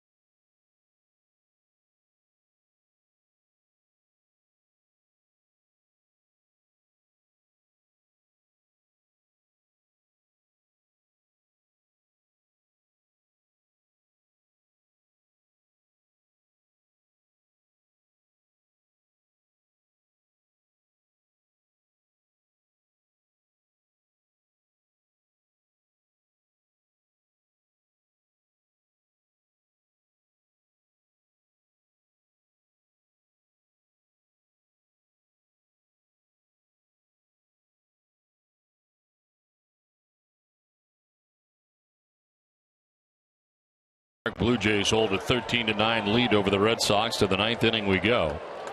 Embry back on the hill, and the first pitch ball to Chris Colabello, leading it off here for the Blue Jays.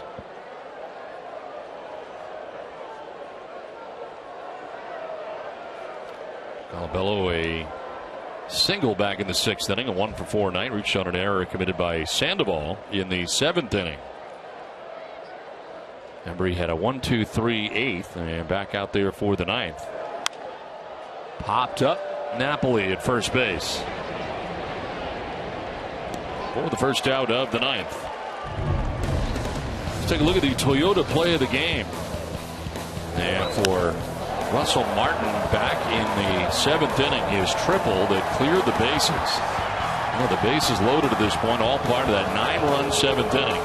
For Martin, his 29th, 30th, and 31st RBIs of the year.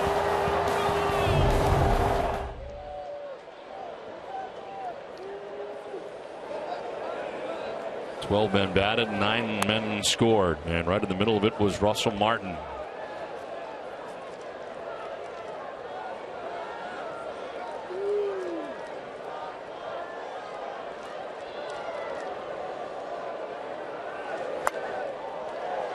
Swing and a miss, and down to one knee. Embry's fastball right now at about 95, 96 miles an hour.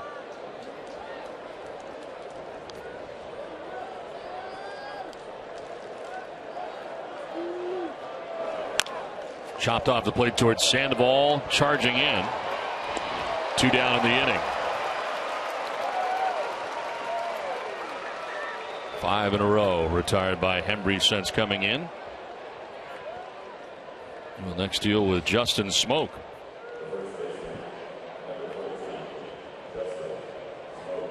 Showed you the home run by Smoke earlier. Added in the seventh inning. Also a triple and a single. A 3-for-4 night. So a double shy of the cycle.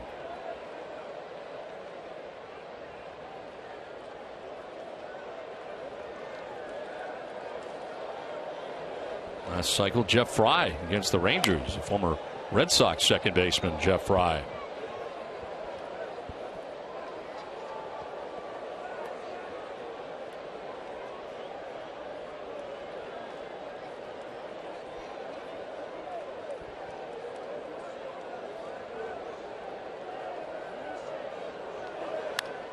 Foul back, and it's 0-2.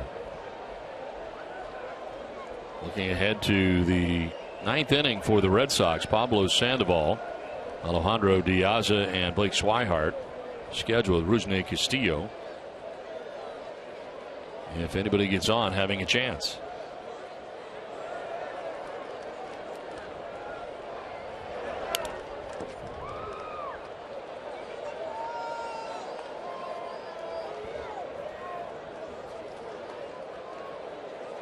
Rally caps at Fenway with work to do. Red Sox trailing by 4 runs.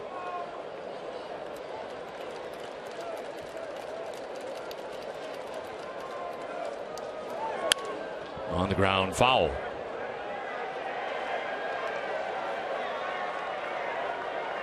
So many choices.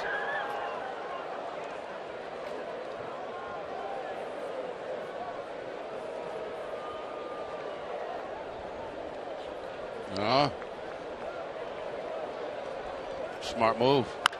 On the ground back to Embry. He'll run a bit, foot underhanded for the out that ends the top of the ninth inning. 13-9, Blue Jays on top.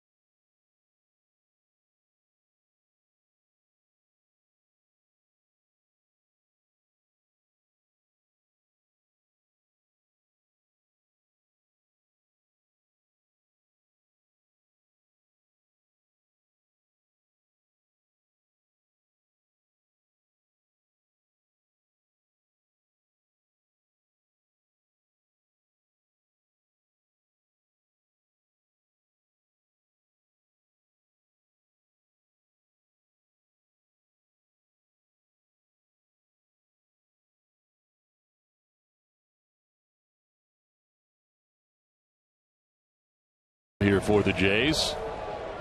John Gibbons looking for 4 outs from his closer tonight. Got the final out of the 8th. Now it is Pablo Sandoval leading it off here in the bottom of the 9th inning. Blue Jays have made a defensive change. Ezekiel Carrera taking over in left field for Chris Colabello. Sandoval didn't like the call. Called a strike, 1-1. Pablo had a 2-run home run back in the first inning. 1-for-4 night at the plate so far for Pablo. Foul back, 1-2.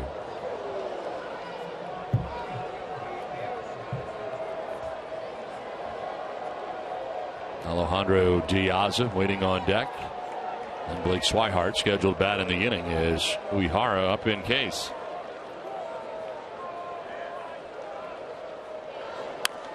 On the ground left side, and it'll be the shortstop Reyes who throws out Sandoval. Donaldson ended up being in front of him initially there, almost shielding him, but Reyes waited for him to pass by, then made the throw, and plenty of time to get Sandoval. Now Reyes playing a very good defensive shortstop, but he's only made 4 errors so far on the season, and that time you're right, he's blocked a little bit by Donaldson cutting across, but still able to make the backhanded play and throw Sandoval out at first base. 1 out in the 9th, and it brings up Alejandro Diaz. Diaz 0 for 3 since taking over from Mookie Betts. Seems like a very long time ago. And Betts crashed into the bullpen wall out there and left the game with a lower back sprain.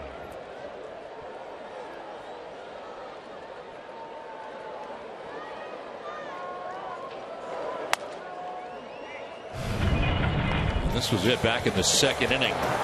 Stayed in the game. But left the game after he was in the on-deck circle about to bat. Decided he could not go and then left.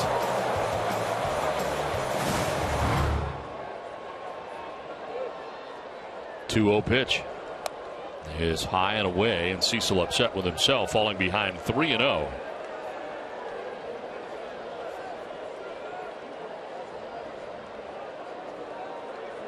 Fewest of any American League team, but the Red Sox trying to change that here tonight. Alex Spear of the Boston Globe checking in.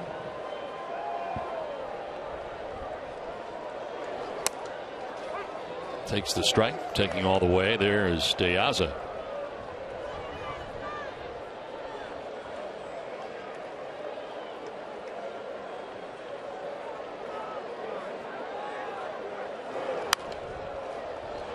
Cecil battles back, full count.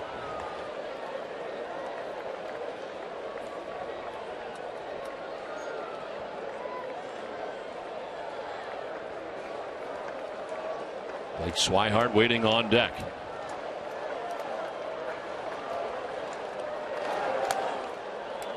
Ball 4, and down to first base goes Diaz. So a 1-out walk.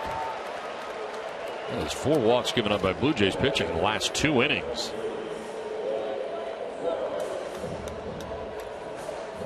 And it brings up Blake Swihart, who has had a 2-hit night, been on base 3 times, also walked.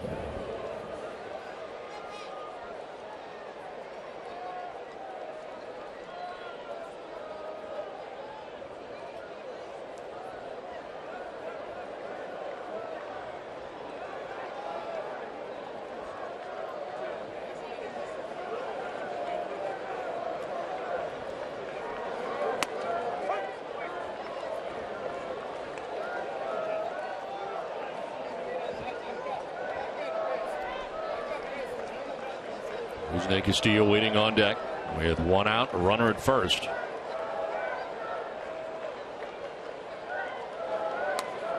On the outside corner for strike 2.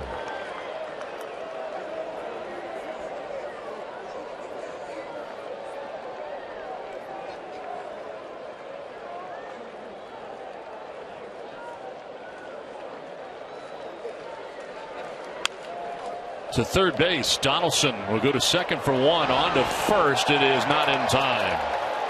Leading it out, Swihart. 2 down now in the 9th, though.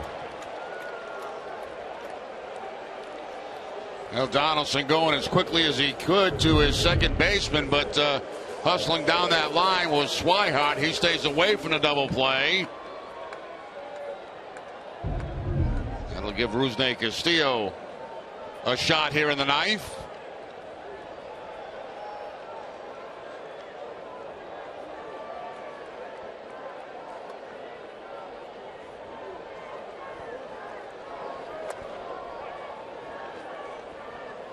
Rusney has singled, walked, singled again, and struck out.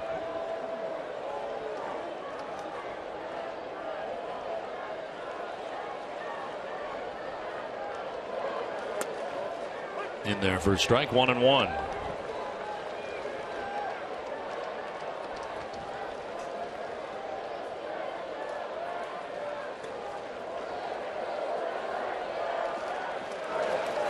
Swing and a miss. They were not holding on Swihart, so he takes second base on the defensive indifference. Yep, they're going to give it to you. You might as well take it. It eliminates a force play at second base to end the game.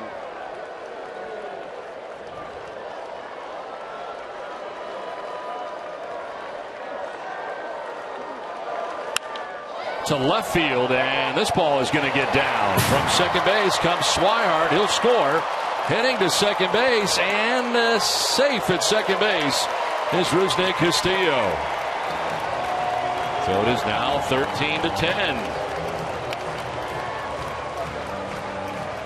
Third hit of the night for Rusney. Yeah, he's had a good night. He's been on base 4 times. A base hit, a walk, another base hit, and now a double, a drive and a run. A lot of breaking balls from Cecil here in the last inning and a third.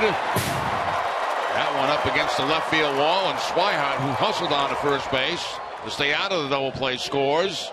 Castillo very close at second base.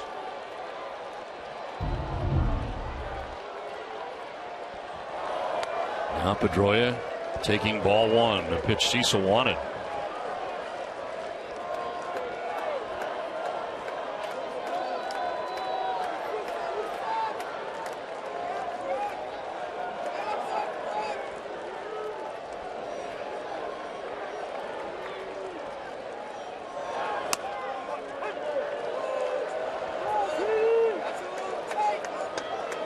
For 16 in his career against Cecil.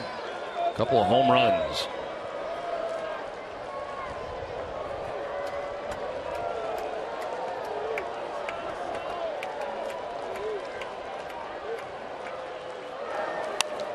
Foul back, and it's 1-2. Liam Hendricks up in the pen. John Gibbons did not want to have to get him up, but up now in the pen for the Blue Jays, as he'd rather have his closer just finish it off. Red Sox have scored a run here so far in the bottom of the ninth. 2 outs. Count of 1-2 to Dustin Pedroia.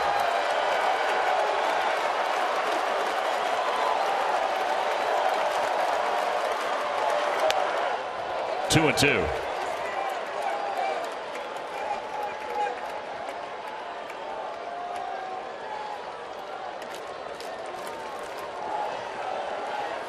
Cole waiting on deck. But there are 2 outs in the ninth inning.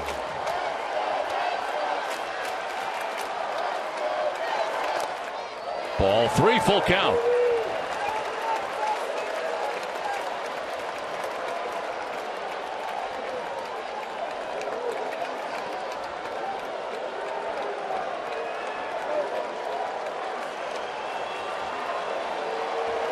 Three and two down in the ninth inning. Pedroia strikes out, and that ends the ball game as the Red Sox make some noise in the bottom of the ninth inning. But all the noise in this game coming from the Blue Jays, as it turns out. The Red Sox had an 8-1 lead at one point in this contest, but the Blue Jays come away with a 13-10 victory tonight from Fenway Park. As we send it to Tom Caron. TC.